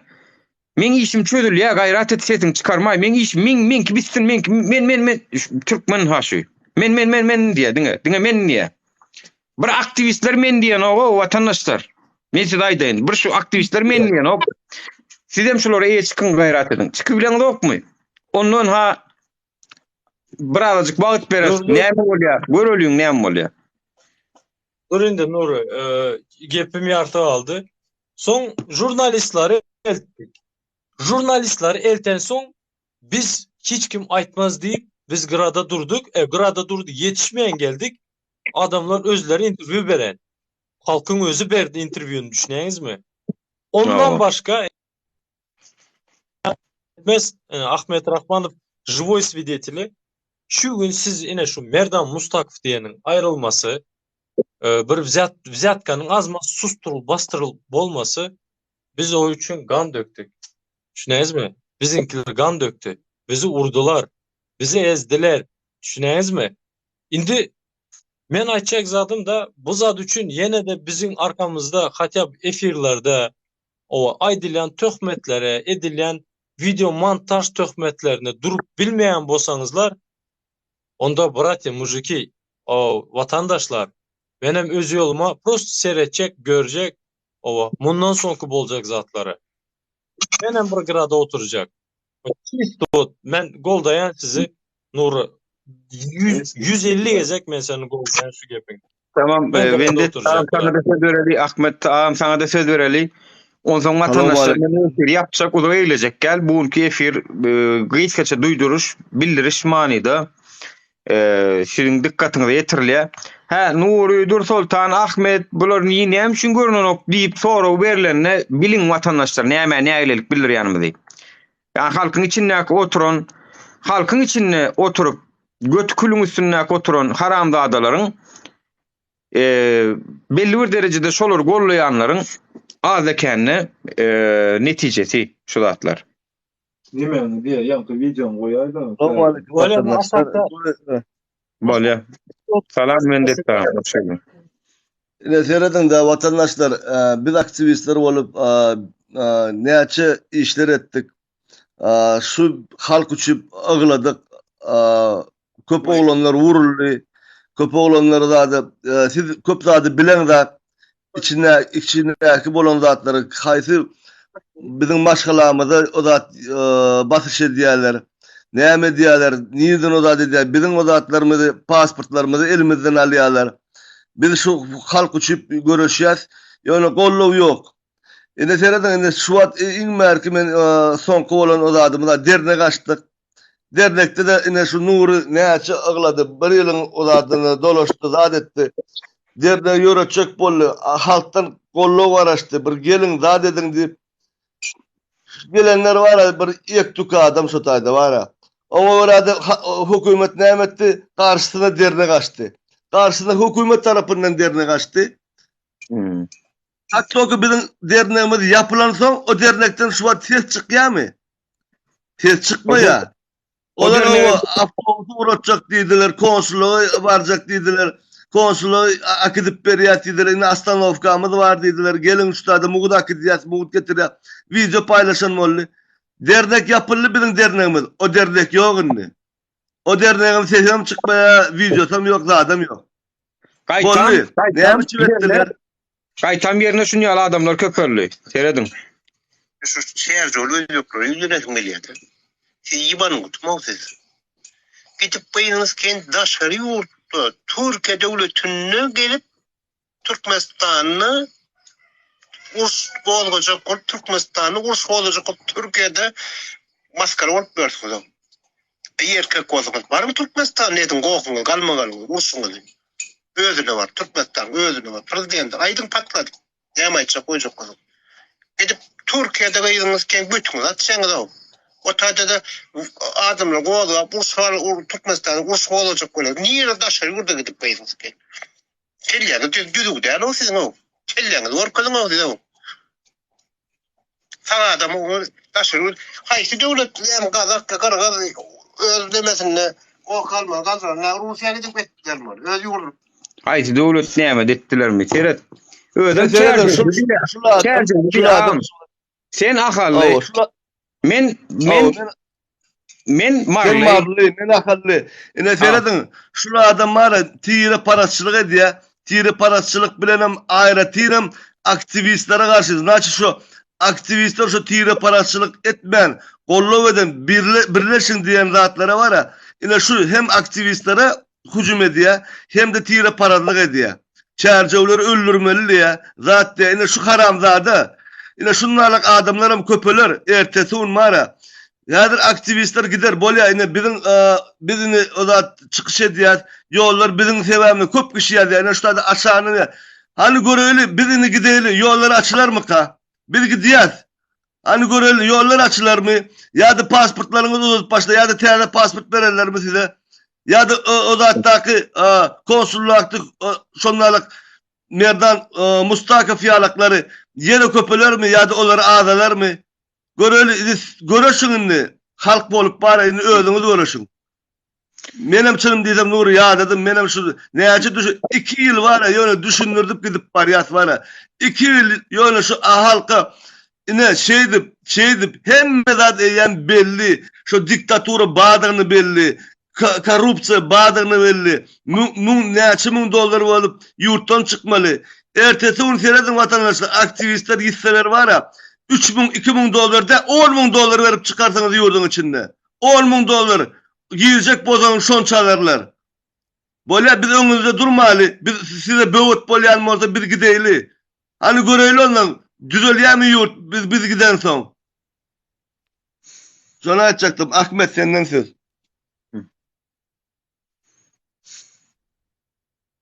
Salam vatandaşlar. Salam Menem salam. öz gezemde tüs yürekten Nurin bütün aydanlarına goşulyan Ayçak zadım şu yankı Haramzade var ha, şu Oraz Annamov doğru değil mi? Oo. Şu Çerköllerden bir yitaysa var ha, gidip şunun yakasından tutmalı. Bir yitaysa. Sen ölürdün mü Şu deyip? günahkar bolsa da bolmasa da Hmm. günahkar bolsa da bolmasa da şol günahkar. Gidip şunun yakasından tutmalı. Özüm aýdýar, Türkmenistan'a barıp Türkmenistan'da şu zatlar aydın diye. Bizlerde bir erkecik bir yigit vardı. Murat Düşemov. Açık açık yurdun içinde hareket ediyordu. Partiye kuracaktı. Açık açık. Hiç gizliliğini işeden yok. Açık açık ediyordu. Ne ettiler Düşemov'u? Bizlerde Allah verdiği peygamberdi vardı. Adam toplayadı. Şu ne haklılığa, adalatsızlığa karşı çıkmak için. Ne ettiler şol adamı? Neçe adamlar var? Hemmesini sana geçmeyin. Biliyorsunuz. Daja şu Süleymancık, oğlancık var ha. Şu öz hakkını gorap yok dedi. Yıkılacak değil dedi. Basılacak değil dedi. Basıp bilse hakikattan bassın dedi. Şol aydanı için, şu karşılığı için öldürdüler oğlancığı. Neyle adalet vardır deyip aktarıyorsunuz Türkmenistan'ın içinde? Yok. Halka yüzlenyen.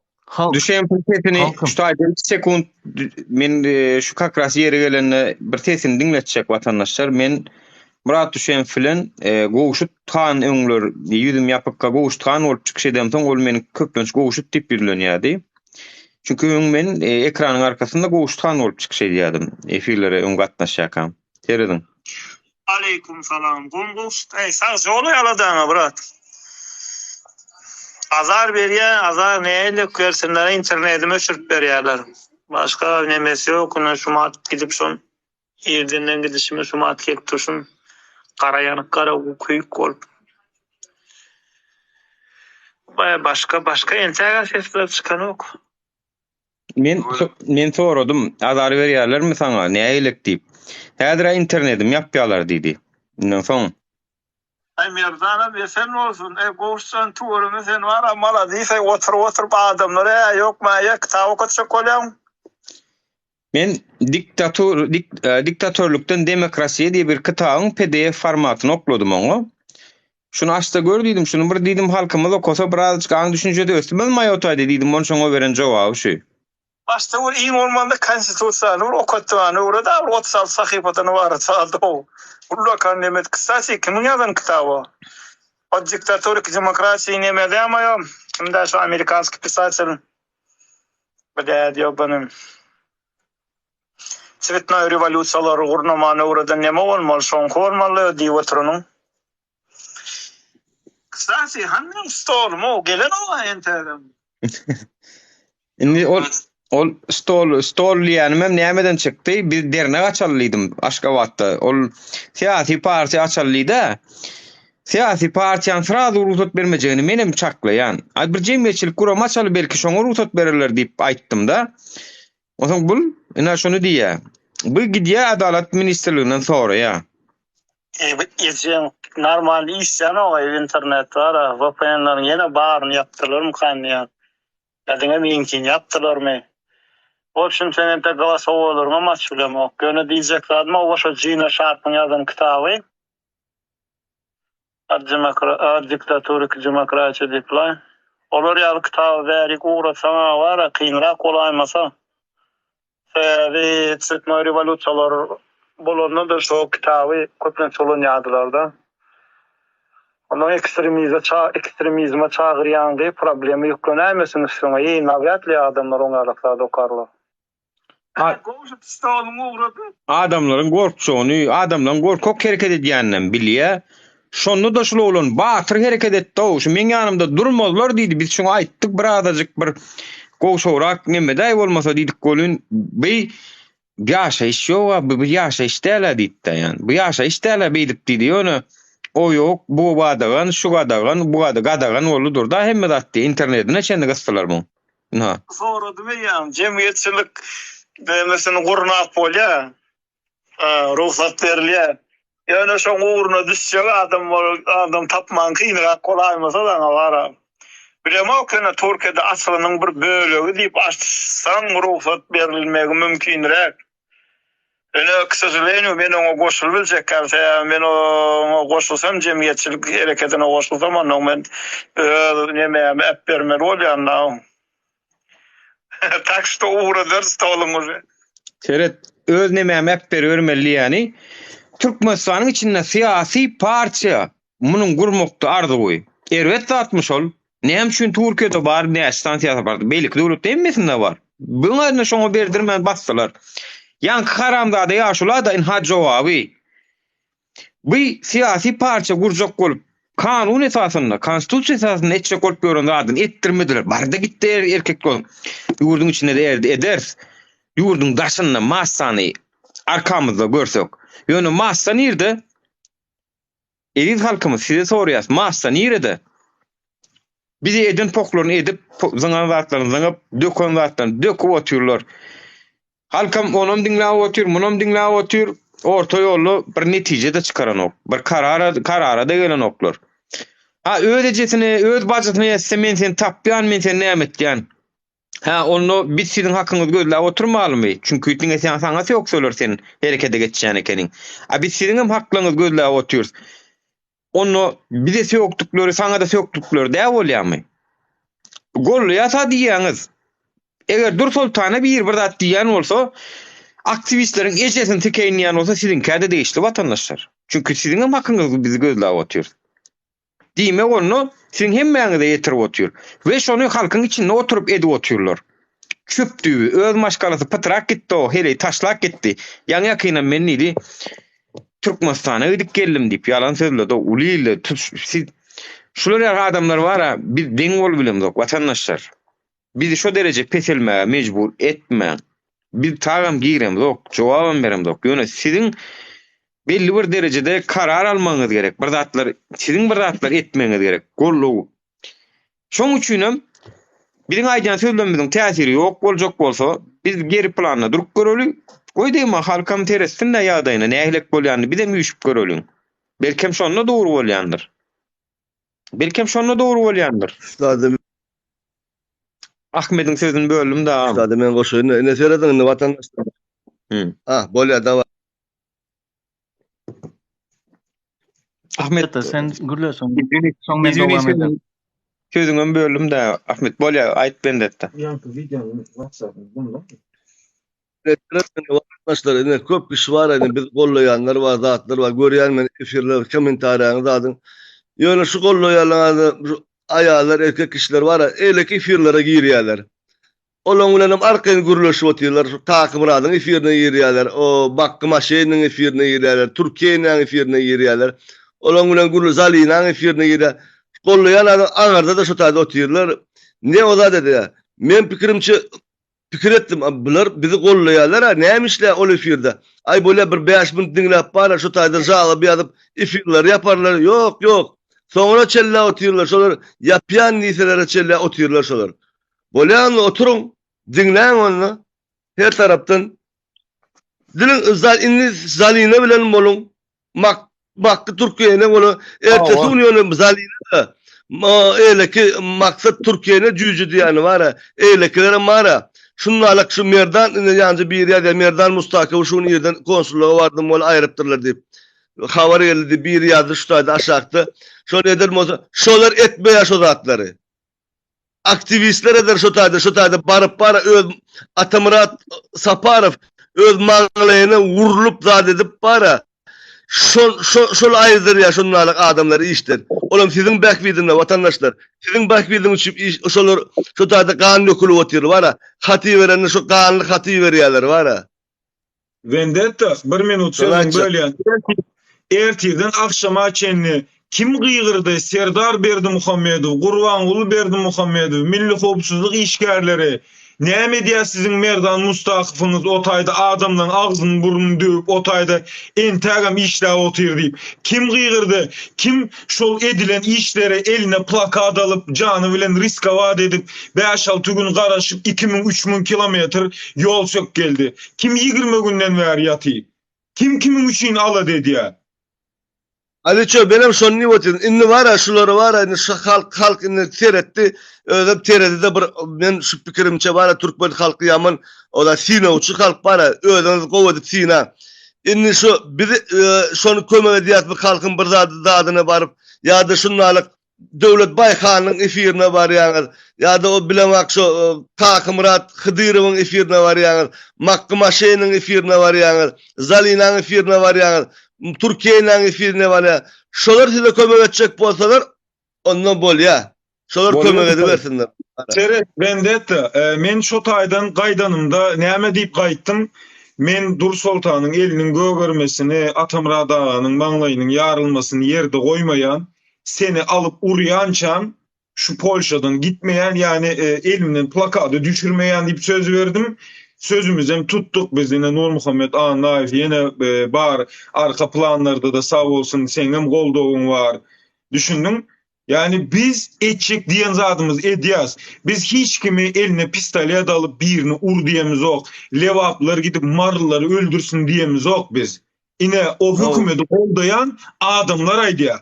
Yeni de bir taraftan aydiya Seret. Gazaklar, Oruslar diye daşarı yurtta etmedi diye Türkmenistan'da katliam döretecek bolya bilýän. Yine de heme seni kakbuta sen elin pistoletli birinin üstüne barýan ya elin bombalı kakbuta seni bir eli bilen gyra ayırjak bolya.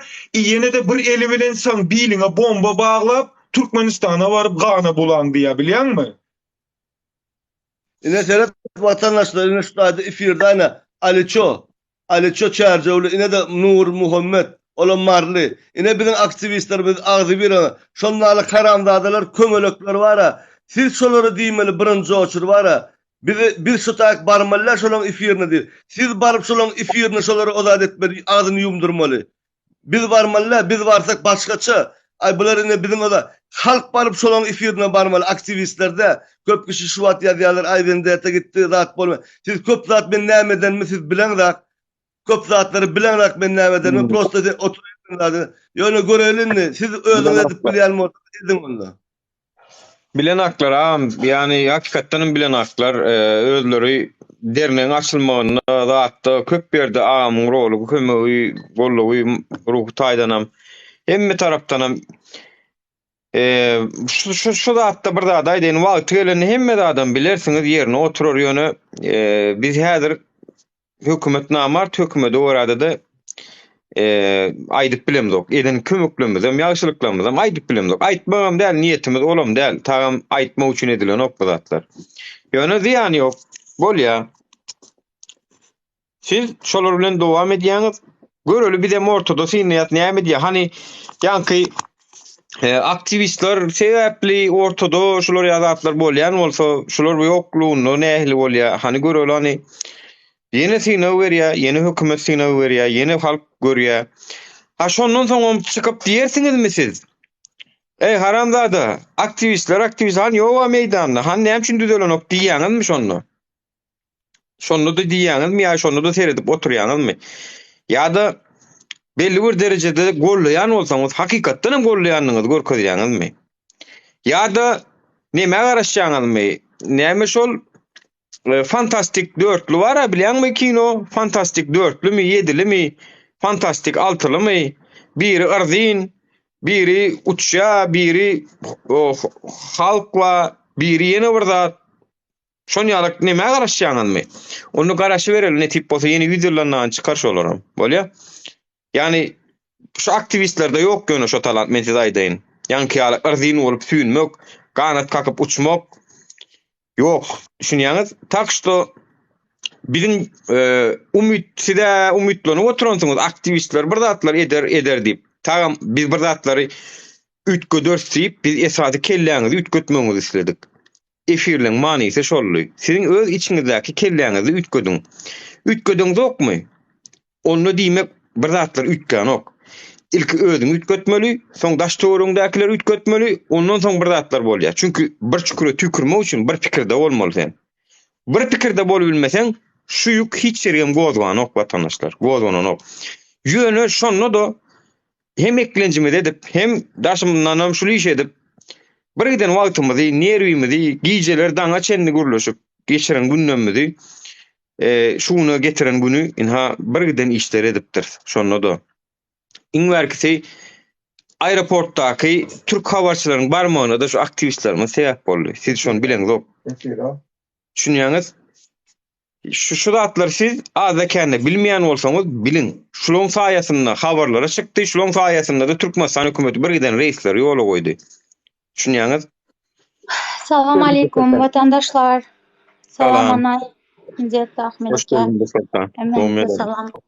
Häzir dinledim de başından soňuna çenli efire aýdan hemme zatyna goşulýan biz bara bir näçe sana adam özümüz derdi bilen dertlendik adamların yani belki de bizlerin üstümüze vazife emesti bu zatlar aslında hökümetin konsolosluğunun etmeli işler temmesi şondayan bizler şolar etmeyen üçün tayak yesegem töhmet atılsam nime bolsa bolsun edilmeyen zat kalmadı şondayam göreşmeye devam ettik ama поддержка boğutan конечно yazadlar komentar yazad adamlar başkalar bar efire girende girip söylediler ama bunday bolmadı halka gepli demek kim halk bunday halk çıksa bizlerem çıkamız ama şunu düşündüler sizlerem halk vatandaşlar hazır bir ayağa kalıp başlasa bir 200-300 adam izi geledi hemme canından doydu bizlerem hardık yadadık bizler yani pikirlenseňizler bir 5 minut bizlerin yerimize özüňizler koy görüňler 200'lü opozisiyalar bar spontum diktatör bilen göreşen teýdedana kim hareket edotan bolsa kim meydanda bolsa şoların karşısına göreşediler. Hiç kanak argument yok. Diňe töhmet atadılar. Bir taraptan ular, bir taraptan çepekçiler, bir taraptan düşünmeyin durup bizlere töhmet atıp yani düşünmeyin durup vatan dönüy diyen adamlara bir taraptan düşüntürjek bolamız. Hökümetin edotan basışları bizlerin hem simyamız bar. Bizler hem işlemeli, bizler hem pul tapmalı, bizlerin hem munakat etsiniz. Hemmesi bar. Ama bizler şu zatlara vakt ayırıp göreş geldik bugüneçe. Ama bundan son sizler bizlere podдержка bermeseňizler kıyın. 4-5 adam bir zat edip bilmidi. 4-5 adam bilen bolacak iş bolan bolsa inanınlar ki ben bir günem efira girmezdim. Bir günem girmezdim. Alartım yanıma 4'te 5'te adam özüm şu zatlar düz ederdim. Ama bizler nime üçün efira giremiz her gün canımız yakamız her gün düşüntüremiz yeri geledi madde konstitüsyonu okap veremiz yani başımıza gelen zatlardan premier beremiz her adam geledi derdin düş hemmemiz dertli hemmemiz yurdumuzdan ayrı yani YouTube'da bir sürü yani çepekçiler köpelip gidotan bu nime üçün köpelotan nime üçün yalakalık etmek için bilesler bizler yol beretmiş o zatlara bizler nime üçün bizler 4'te 5'te başkaları kıraktan kara duruptu yani bizler hem robot emez ahır can vatandaşlar bizler hem hardık artık gücümüz kalmadı bizler sizlerin podдержкаларыңыза нуждаться etmemiz bugünlük günde понимаете sizler bolmasaňızlar bizler hiç kim sizler ayağa kalmasaňızlar hem şahidip düşüntürüp geldim sizler ayağa kalmasaňızlar bizler Türkçen hökümetine yüz tutsam bizler nere barıp nimş etseyem boş kaladı kaçan sizler ayağa kalıp kaçan sizler trebut edesler şonda yurdumuz düzeledi bizler hiç kaçan sizlere gelinler milse öldürünler dep çağırış etmedik çepekçilere ne bileyim unakan ekstremist zatları maslahat berip şonaka çağırışlar etmedik bizler elimizden gelen içe mirni alıp barcak bolduk ama bizlere karşı edilotan bu kalleş Yani niski bilesem edotan hareketleri ve bu hükümetin yüzünü görkez otan. Sizler hem şu zatlar görüp durup imsin bara hiç kanakan reaksiya yok. Niye? Sanki bizlerden bar dertlerimiz vatandaşlar. Yani Hemmemizin derdimiz ahırı. her kim bir video çekse en azından her kim yani şu bolup beren vakalara birkaç tane videolar denk geldi. Konsolosluğun öz rayetlerini urdurup oturan zady var arada tankit eden bir 3 tane video denk geldi ama o kadarcık. Yani bir zaday da yani şu o konsolluğun önüne uruldunuz ha. Şunu vatandaşlar, oradaki vatandaşlar olarak hatta bizim yayınları seni tanıyanlar da var onun içinde. Ya vatandaşlar şuna bakıp durdunuz ya. Ben zaten onu duyduktan sonra bittim yani gerçekten. Arkadaşlar, vatandaşlar şunu diyecektiniz da bir de. Dursultan barıp dedi gıyırdı ol ünlüydü. Haçan şey deyip görmeli deyip o burgudun bir videosunda gavat derdim. Haçan şey deyip gördünüz deyip dediler ol ünlüydü. Olurum onu dedi dinlemediler de gaytam olur urdular didirdiniz da. Şunu didirdiniz vatandaşlar. Yani biz has öňe gittik. Bizim halkımız has izden geliyor. Yani birazcık bizim dengimize, uğruvunumuza gelmeseňiz, ha biz garaşsak şoň üçin. Biz öňe aýtdyk, atyň üstüne, eýeriň üstüne garaşyp oturýarys biz. Ha, haçan gitmeli bolsa gidip, ýöne arkaňda massa bu ýagdaýda bolmasak, gollaýanlyklaryňyzy görmesek, biz 5 tane korp gidende konsullukdan etdiler, gördüňiz ha? Gördüňiz ha, vatandaşlar bolup görmediňiz siz şu taýda. Türkmenistan'a da şodur dağın son tapawdy näme?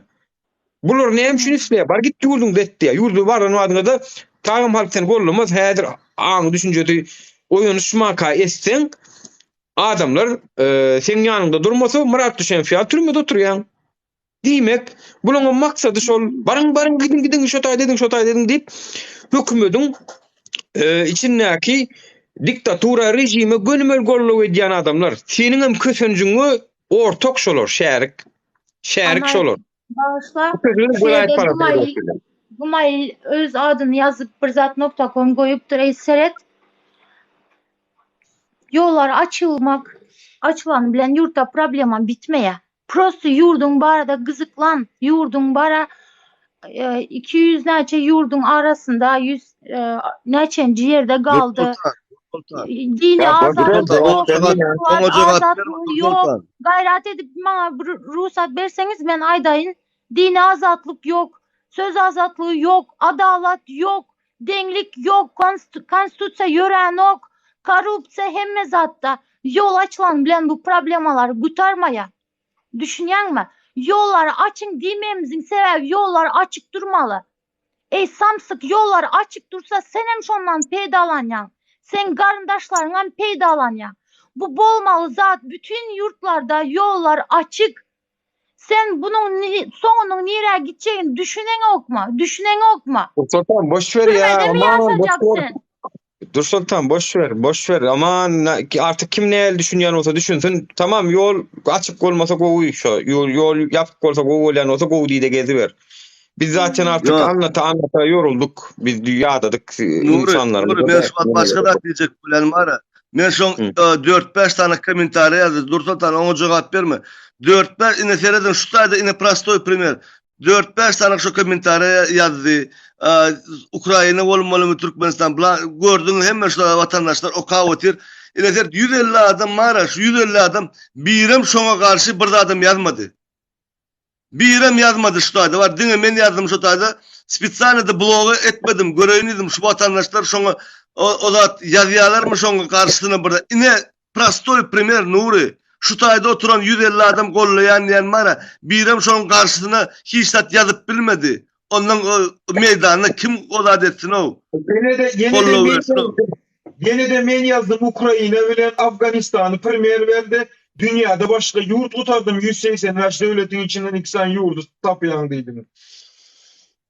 Ali Çoy'na öğrenmin işte vatandaşlardan onu sormalı. Siz biriniz mi şu an bir zat yazsa men bilen Ali Çoy aktivistler yazıyor öğrenmi? Başka da ne gollaw daylaşa Dursultan. Yeni Dursultan jogap berýär. Aktivistlerimiz komentary bilen jogap berýär. Yani informasyonu görüş girip dur. Kim köprek sesi açıkta şonku doğru ýaly düşünje Ýöne hakikat beýle däl. Sesi gasy çykanyň ki dogry bollugy däl. Kim dogry geplese şonku dogry. Dogruýynam ýalňyşam eger kelläňizde terediňiz ba bolsa salyp çykarsaňyz görersiňiz. Ýa-da gözüň açyk taş dogruňy seretseň görersiň. Taş dogruňy gözüňden ýansyňa. Juda ananmasaň kilos mezarlygyna bararsyň görersiň. Yani YouTube'da goýulan videolara munanmayan bolsaň, TikTok'dakylarda ananmayan bolsaň. Şudan raýatlar näme üçin ýatyr şu taýda diýip bir sorag ber ondan özüňe. Belkem şonu taparsyň dogruýyny. Diýmek, belli bir derece baýlar pully adamlar öz puluny wezipesini gorama üçin ýaltanman işine edip otur.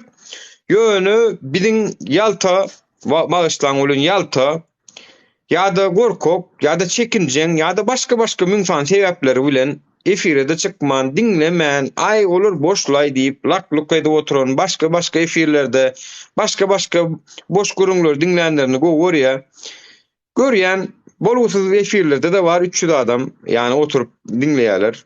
Demek ki biraz vatandaşlar biz sizi artık bize müsaade, hani men dogry maýsam şu güneçenni ana naýym vatandaşlar öz maşgalamada aýda $100 ya $200 şoňa ýakyn pul uratdym. Men pul uradýan adamym. Irwiç olanma tasdiklar şu zatlary. Ýöne sizden bir aýtjakladym. Bize indi müsaade. Siz görüşýän bolsaňyz görüşýäniňiz, görkezersiňiz. Bakalım yani. Belkem hakykatdanam biz ýalňyş ýapýandyr. Belkem ýani efirlerde oturmalylar. Belkem halk böyle daha iyidir. Görelim.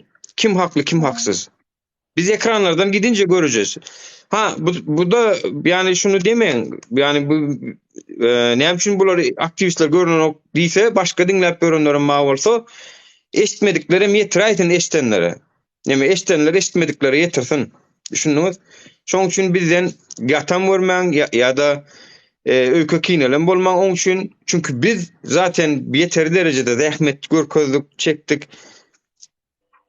Şu illeşlemedi İstanbul'un konsulluğunu 500 adamın içinde urup durka seredilmede biz şonu protest bildirip şu taýda Warşawada 2 saat protest ettik, gıyırıp maskar ettik Türkmenistan'ı. Diýmek bir zat başka bir zady dogrup bilýär. Ýöne ýene şu aktivistlerden çykýan eken. Ýöne köy raýatlardan çykan o eken. Ne şeýle wer Ýewropada, Amerikada müňlerçe adam bar o. Amerikadaklara da değişli. Yurt düzenine diňe gaýmagy nime üçin oturlar. 90% şeýle Amerikadakyň. İçinde görüşip görenler hariç. Galany şeýle taýnaşyň eýesi bolasy gelýär. Ýewropada aksam şeýle. Yurt düzenine gitjek, bolmasa da gitjek gel.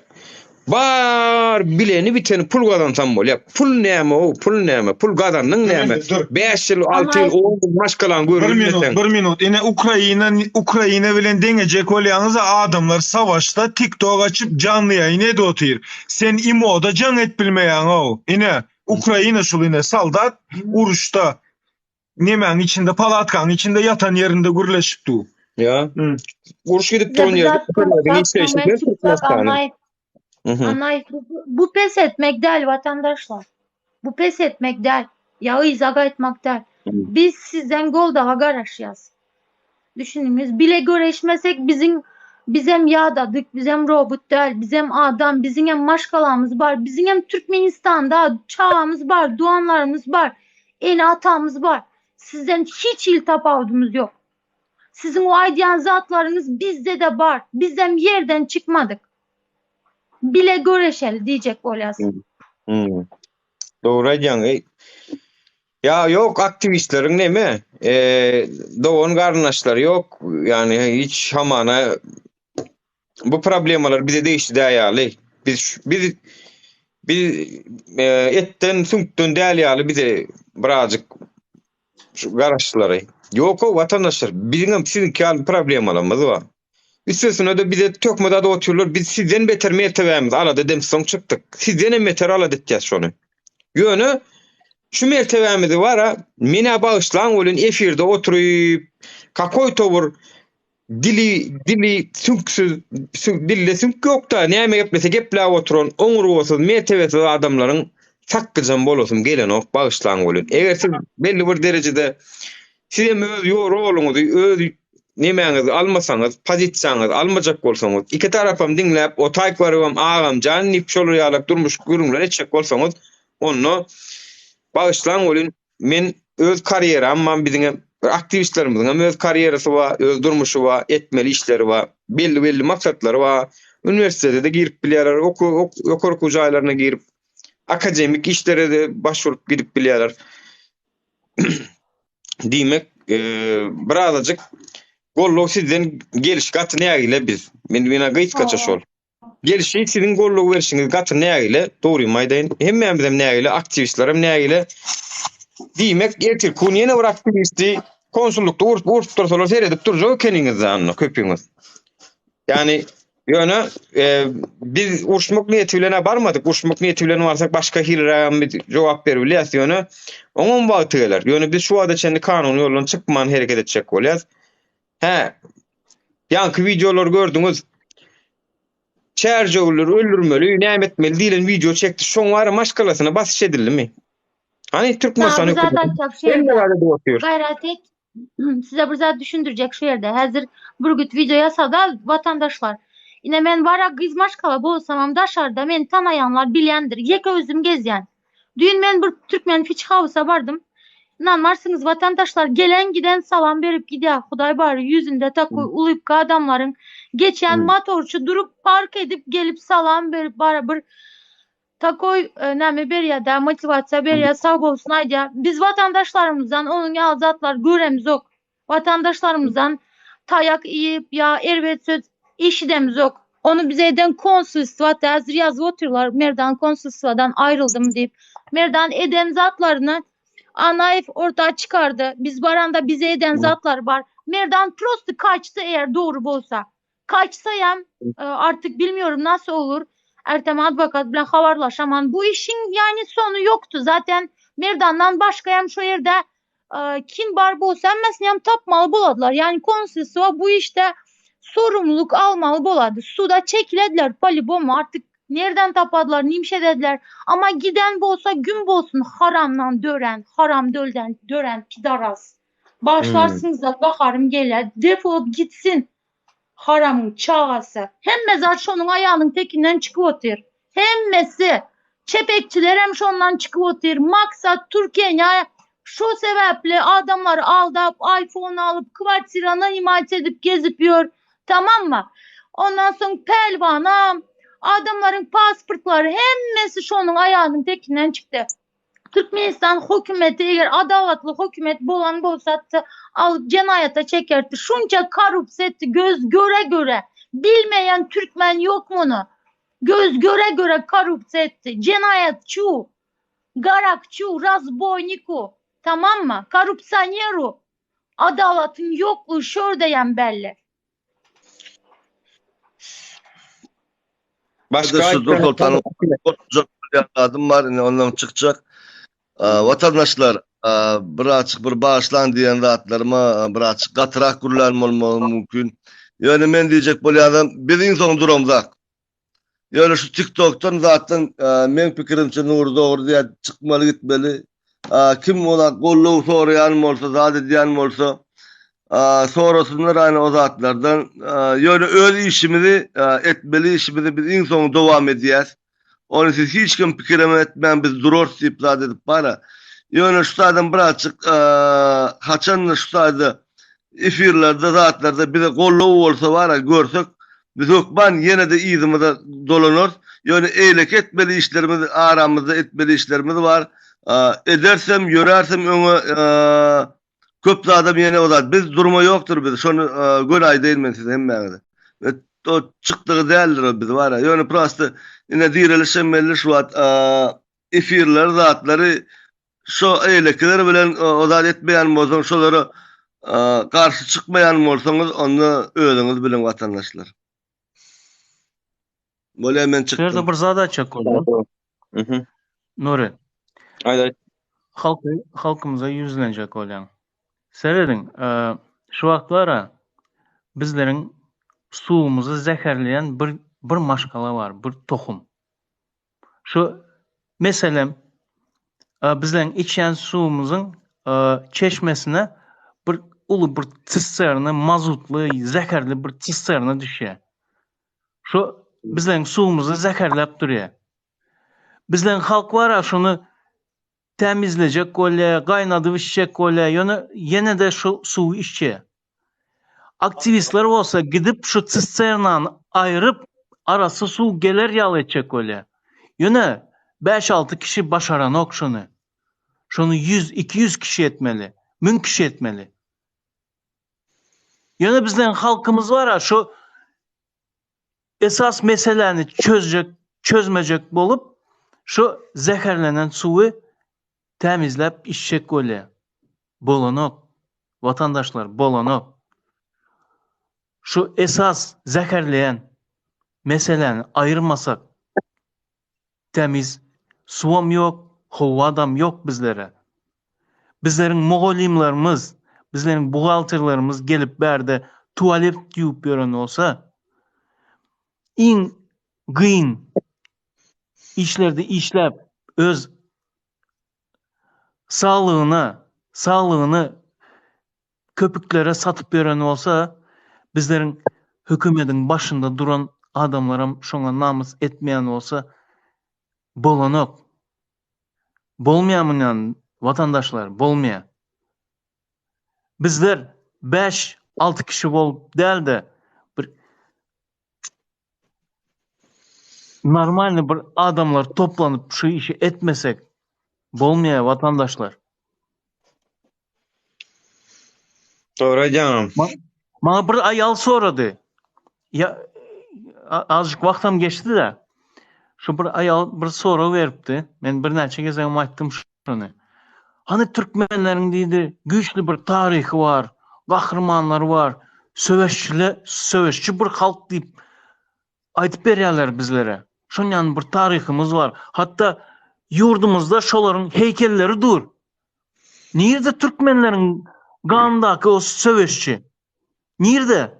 Aýdýarlar 70 yıl Sovyetlerde gırık geçtiler o mert yiğitlerimize.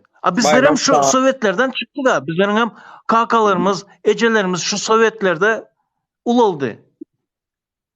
Bayram Hiç mi hiç mi Türkmenin kanı kalmadı bizlerin Türkmenistanlılarda? Hiç mi Türkmenin kanı kalmadı? Maskara olup yiyoruz bütün dünya. Bu tohum üstümüze tuvalet ediyor. Tuvalet. Kalan zatlar aydamok. Pasportları 10 yıldan 5 yıla geçirdi. Halk imsimiyor. Halkımız yurttaşına çıkmak için 3,5-4 dolar berip çıkmalı oldu. Halk imsimiyor. Halk indi yurdumuza qaytıp gelmek için pullar tölep girmeli. Halk yine imsim gezpiyor. Aydırlıla ya. Borlu şu meteleleri var ha doğru maydayn inni meni ağlayacak ya vatandaşlar. Aydırın lenci çıktı o temalan. Lenci çıktı. Şunu bilmeyen yok. Şunu bilmeyen yok vatandaşlar. İnni şu metelelerden son var ha. Birinki yanlış söyleyen olsa anha doğru deyip hasaplayan yolunuz saylan danim kimini Türkiye'nin barında gollan arşagalların tuğulümü deyin birini Zakircan'ı gollan birini Mahkama Şenli gollan birini ana Kakamraska Dirif va Ruşun Kılıçev va bara tuğulümü Zalina va şolor yurtlar düzüp versinler siz şolordan neme düverim onu. Yani hiç ilnememiz yok.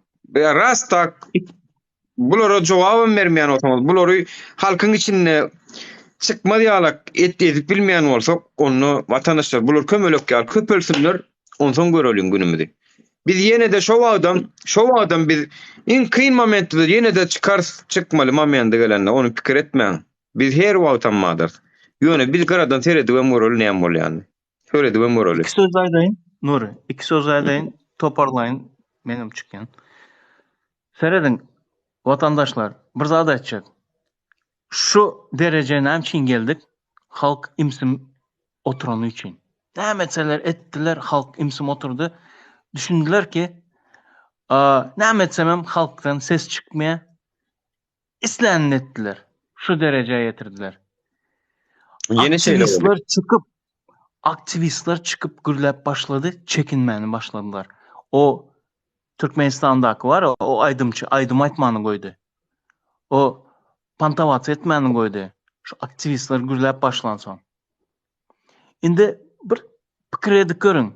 Hazır aktivistler birden çekildi gitti. Öz işleri bilen bolup gittiler. Ortada aktivistler yok. Näme bolar onson?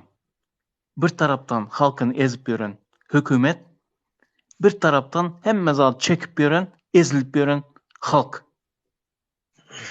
Ondan son oyunu görün. İslen ne derler? Sizler Tamam, görölü hani aktivistler bolmasa gülýalak bolýar diýen ina şu Men var bir dal etjek de. yene batapar. Vilayetten içinde lewap vilayeti var. Yani öz yoklar, şehirden öz yoklar diye. Şolardan fidara milletin fokusolu. Evet, men bir çıkış ettiler şunlara yollara açılan neymeden okuyup aktiviteler hep açılan köprek aktiviteler köprek olurun diye komentar yazdım da. Adam bir şartlanan bana sen haram dipten. Evet, o şartlar. Sen haram, sen ýal marlin ağzyna tikeyin men bağışla bolun. Sen ýal marlin ağzyna tikeyin şolar ýal millet parasy senin üçin. Tagam şolar ýal haramzadalar her ýerde wa vatandaşlar. Şolar ýalak her ýerde wa. Bak, kötü millet diye bir şey yoktur. Kötü insan diye bir şey var. Yani kötü bu marlı. Bak Türkiye'de de marlı, pelvanım marlı. Ne yapayım şimdi marlı deyip men onu bağırma mı basayım? Lan o bırak marlısını. Men öz doğanım bolsa karşısına çıkarna o hanyal haramda adam. Doğanım olaydı ne şol. Radnoy ecemiz bir bolsun şoň bilen. Şonu da karşısına çıkar men barınca oşur. Ýöne bizim halkymız näme üçin çıkan o? Halkymız näme üçin bular halkın içinde oturup bara pitçin atıp otururlar onu şoňa gakarym belýär. Ey bu halk. Halk birazcık diýdiňiz da galaýyň o galjak bolsaňyz. Birazcık uraýyň o diýdiňiz da. Bükürüşüp ýatmaňyz da bara. Beräýiň oşulara berýän bolsaňyz at berdiň. Halkın içinde etip oturup edip oturýar. Galatasaray'ın tribunasynyň oturup Fenerbahçelisi gelip Galatasaray'ın tribunasynyň içine Galatasaray'ı tenkit edip oturýar. Nasıl yapıyor ya bunu? Arkadaşlar bunu bir açıklasın abi. Ya tamam Türkmenistan'dakileri düşündük. Türkmenistan'ın içindekileri düşündük. Şartlık Şekif Tağa markasının hükümeti Yaslave'de oturuyor. Daşının arkası neydi bir arkaya de oturuyor? Yankı saydığımız adamlar. Demek ki kimse bizi siklemiyor abi. Affedersiniz ama kimse bizi halk olarak siklemiyor. Anladınız? Demek ki bunlara böyle bir şu şey vermedikten sonra olmuyor. Anladınız? Zaten o yüzden artık TikTok'ları, yayınları biraz geri planda yapacağım. Bunlarla hesabım var zaten. Bu hesap bitmeyecek. Türkmenistan düzelse de bitmeyecek. Çünkü bunlar özele geçtiler artık. Özel konulara yok maşkalan, yok ayalın, yok çağalan, yok şunun bunun özele geçtiler. O zaten hiçbir zaman bağışlanacak değil. Erkeklik gururumu yedirmem ben. Kalkıp da şundan sonra yani menden bir şey garaşma. Men yapacaksam ne zaman yaparım? Dişim ýaly Türkiye barmaly mı? Barjak günümü habar ederim ya da baran wagtymı bilersiniz. Her an her yerden çıkabilirim. Men kellem taşymazsa nereden çıkacağım belli değil. Çıkan wagtym bular bilen hasaplaşarnam edernem. Artık olmağa kalmış bir şey. Şunun ýöne diýmek şonum men etmeli. Hem efirde TikTok ederim, hem arka planda olur bilen hem görüşür, hem gerekse içeride girer yatarım arkadaşlar. Tamam. Siz bekleyin. Nesip olsa oturun yerimizden diktatöre ayırıp verecek. Nesip olsa oturacak yerinde körpöncücük, yumuşacık yastığını yatıp verecek. Bararsınız oturursunuz nesip olsa gül yaldırmış da yaşarsınız. Hiçbir şey yapmayın abi. Elinizi soğuk suya da değirmen. Kıyın güne de sokman özünüzü. Yok aman size bir şey olmasın. Sadece aktivistlere olsun. Tamam. Yani zaten işleyeniniz köpümüzün şol. Herkes akıllı, bir tek aktivistler samsık. Yani hiçbir şey yapmadan oturup biliyek ya, Avrupa'da gitsem şuradan çalışsam $1500 para kazanıyorum ya. Yani destek atın dedik, bak gelen paralar 500-300, o da zaten bir kişiden sağ olsun. Oğlum dinle o Türkçe'de. Yine bir tane adamdan 300-200-500 toplasan $100, 1800 lira. Al sana. Zaten harcadığımız para $400-500'dan anar değil ya. Yani bu işten para kazanmak için yapılmaz. Bunu insan sığınmıyor. Pul kazanmak için edilmez şu zat. Şonu bilmeyen yok.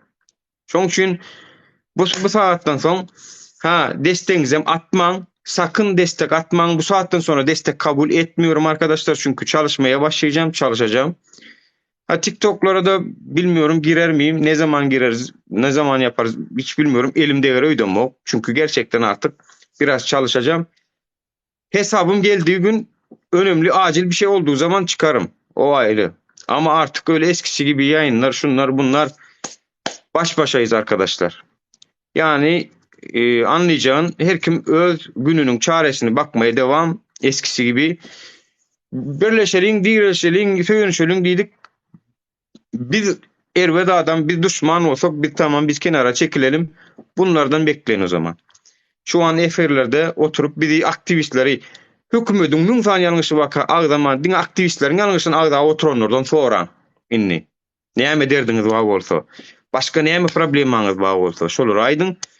Bakalım yapıyorlar mı? Cevabınızı da sonra alırım ben. Direliş hoş geldin bu arada. Sana da söz verelim ondan ya efir yapacak. Katudu edecek. Selamun aleyküm. Selamun aleyküm vatandaşlar. Ahmet'in hem Nuram sizin hem ve beyreklerin hem aydan sözlerine koşulyan ve goldayan. Yani gözünüze Türkler hezde tessen eşeğe diye zırrı vurur duşuğu diye. Ben bu tayda bu prezident söyürleri yani prezidentin avukatlığını yapmayan adamlara seslenesin meliyada. Yani bu adamlar öz kavrunu özleri gazyalar. Sebebi diyenimizde biz bu uğra öz ardımızda derdimizi aydıp çıkış edip başladık. Bunlar bizi prezidente karşı görüşen deyip bizim uğrumuzu prezidente karşı önüktürk gördüler. Bizim uğrumuzu hükümete karşı önüktürk gördüler.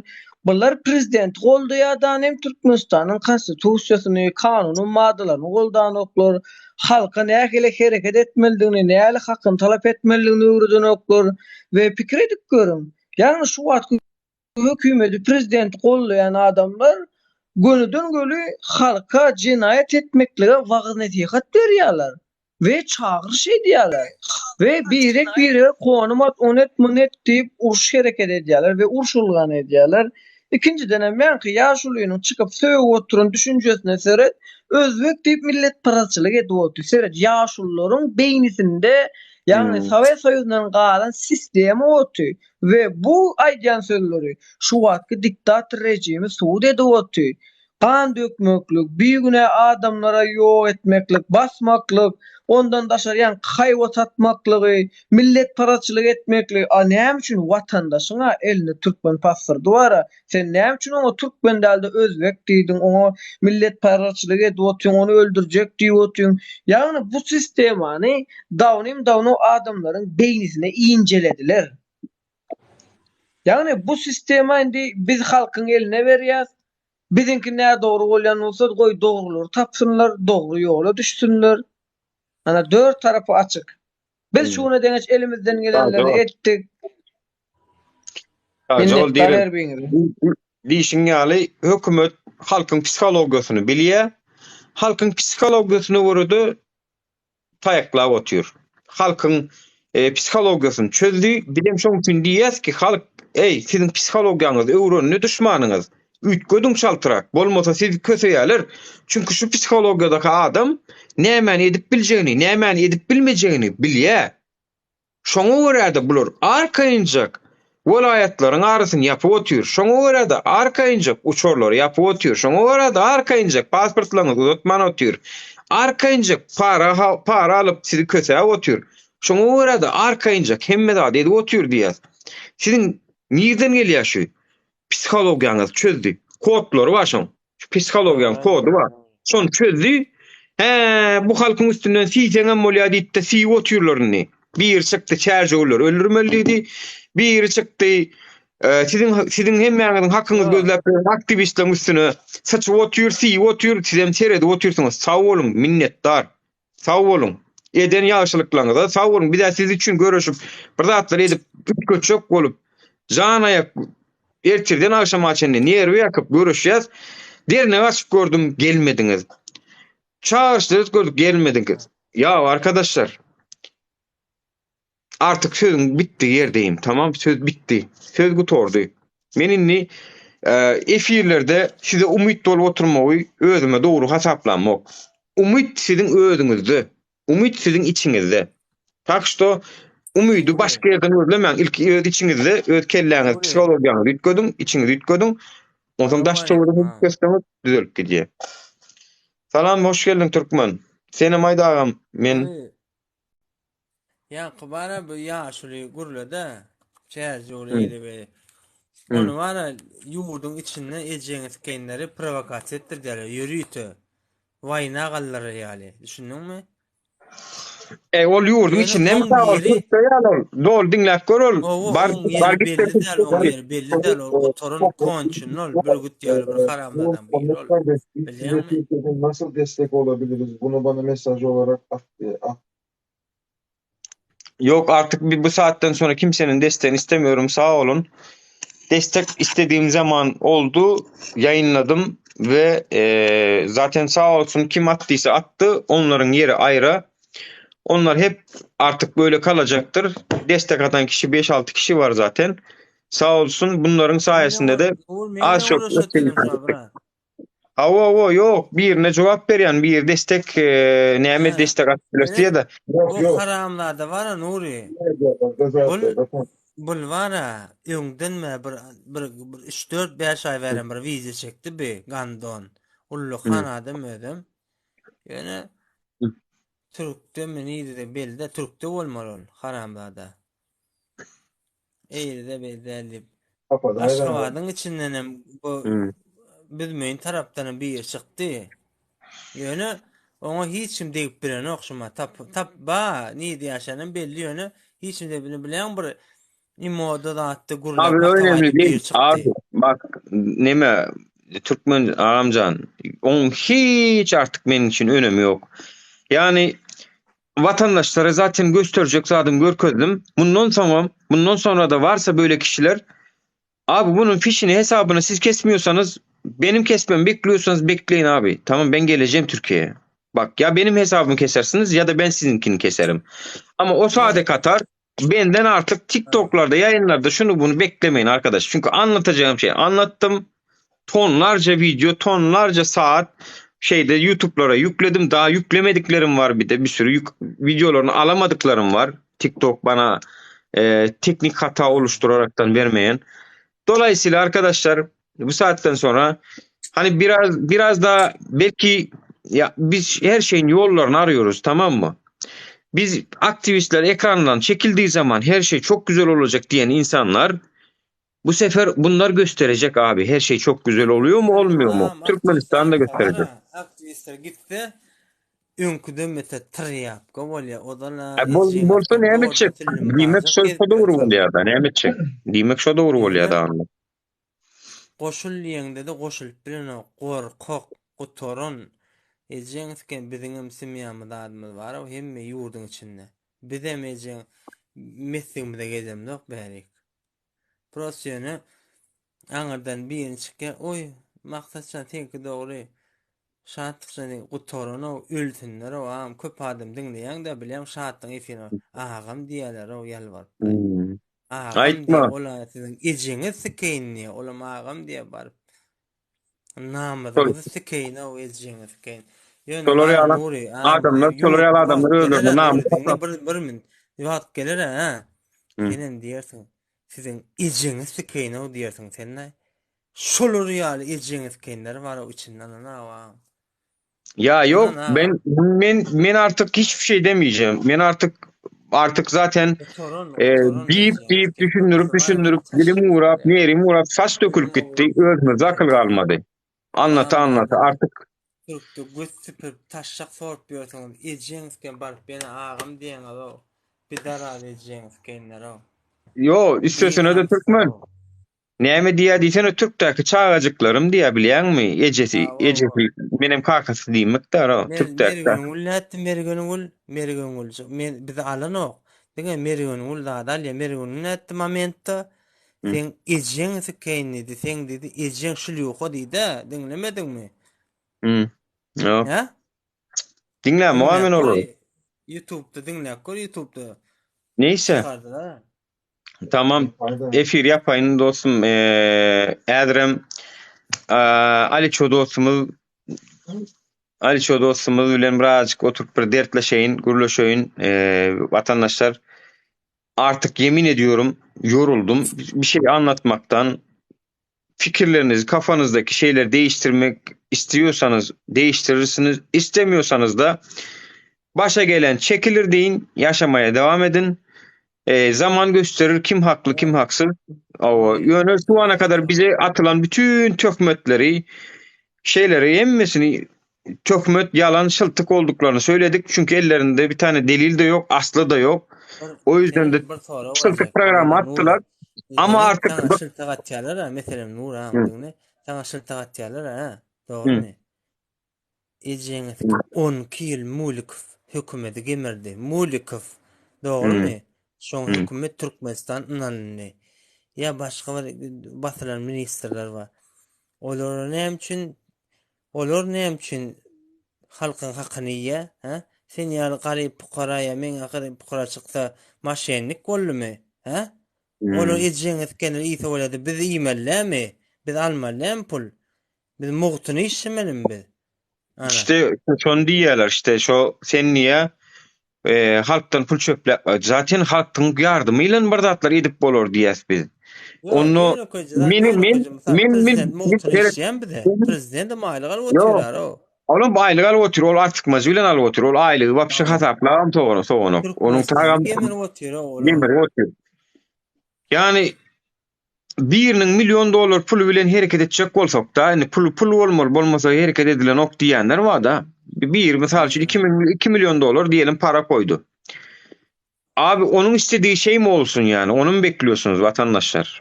Ya birinin isteyen daha da olsun mu?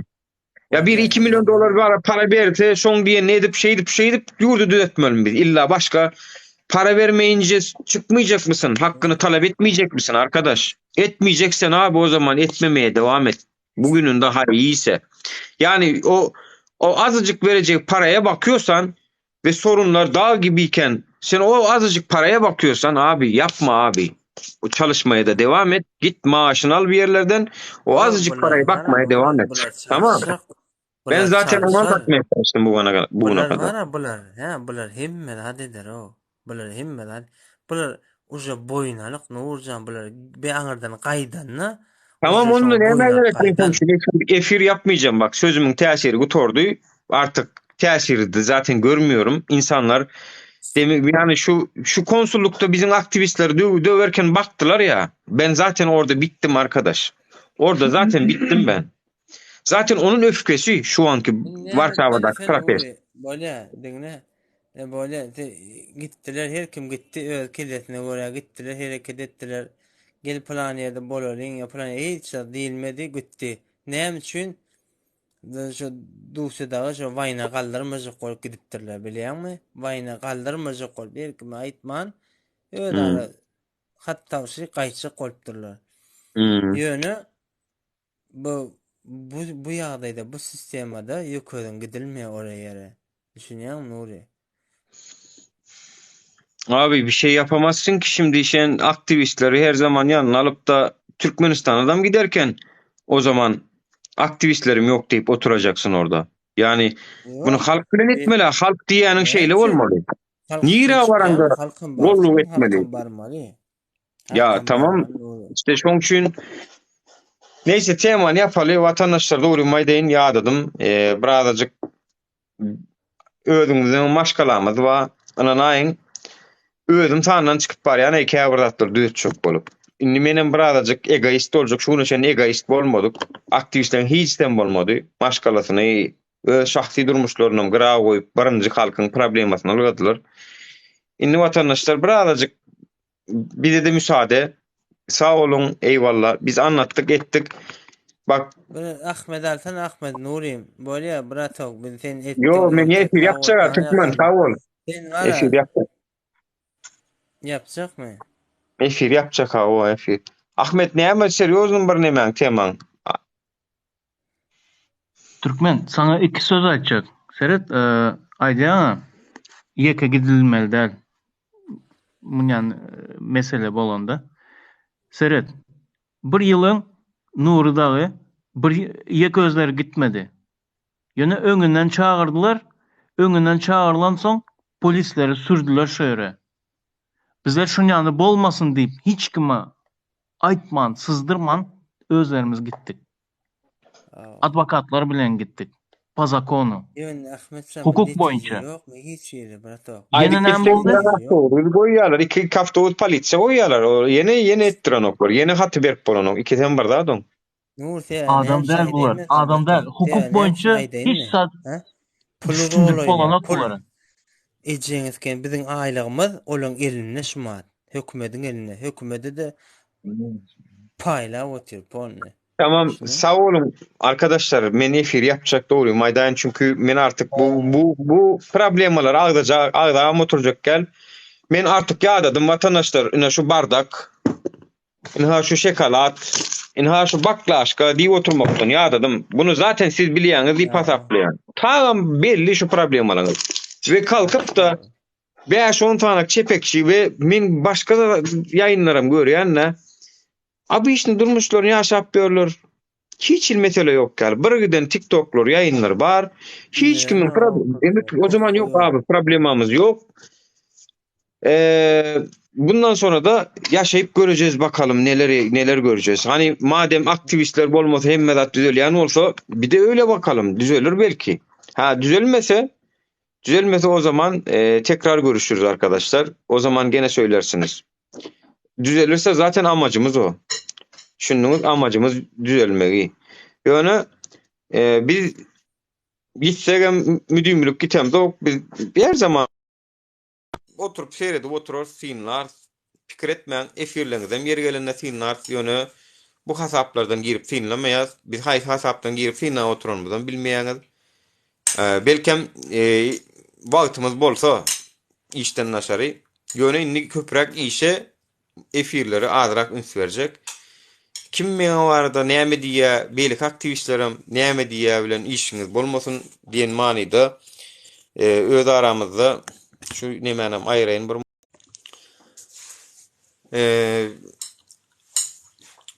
ýurdun içinden bir giden hökümet resmiýlerim bizi dinlediler. Olaram özlerçe netije çıkarmadylar. Sözümüziň täsiri ýokmy diýmek, siýasy opozisiýon parça da ýok. Bilemok. Çıkalgan ne edip gözleýäňiz? Onam özüňiz oturup pikiriň, ýani çıkalgan ýerde madem aktivistlerim erbet, aktivistlerim yamanatly we siz yaman diýip oturanlara da jogap bermejek bolsaňyz, olaryň bolmanyny maskarasyny çıkarmajak bolsaňyz, onu biziň hem bir zatlar düşündirip oturmamyzyň manysy ýok watandaşlar. Men ara boş hasaplaýan, ýani belli bir derejede gollaw berilmejek bolsa, men özümi mertebämi yankı haramdadalar va pulu özünün ruhunu, tenini, bedenini, mertebesini satıp görenlerden hat yok orada görýän. Olar bilen men ağız dalaşyna girip, olar bir zat diýdi diýip men onu suud etjek bolup, şey diýip göresim gelen ok, özüm has beýgirek hasaplayan, onu da hakymma. Şunu çennem Türkmenistanda da men diňim, düşünjem bara bolmadyk adamlar bilen oturuşup turuşmadym. Yani köpsem ýokary bilimli oglanlar, adamlar orta bilimlen bolsa düşünjesi giňiş adamlar. Dar düşünjeler bilen hiç açan näme girmedim men. Artık ruhum daralmaya başladı zaten bunların şeyinin arasında, iki dodonun arasında takış olmaktan artık nefret ediyorum. Ha o kadar zor bir şey değil ki diyen varsa da aha meydan çıksınlar, yapsınlar. Eminim halk destekler onları da. Destekleyin de yani. Ama şu atlıkça bizim aytçakladığımız şulardan ibaret. Hemmeňizde köp sağ olsun. Sağlıkta görüşelim.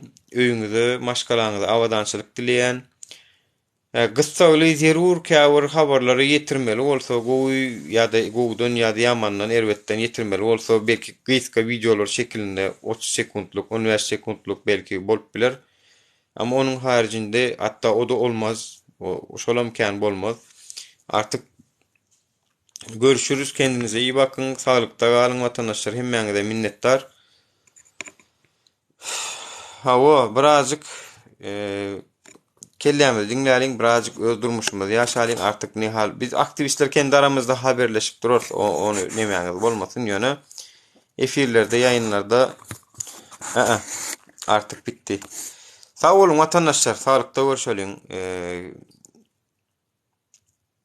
Emmeğinize maşgala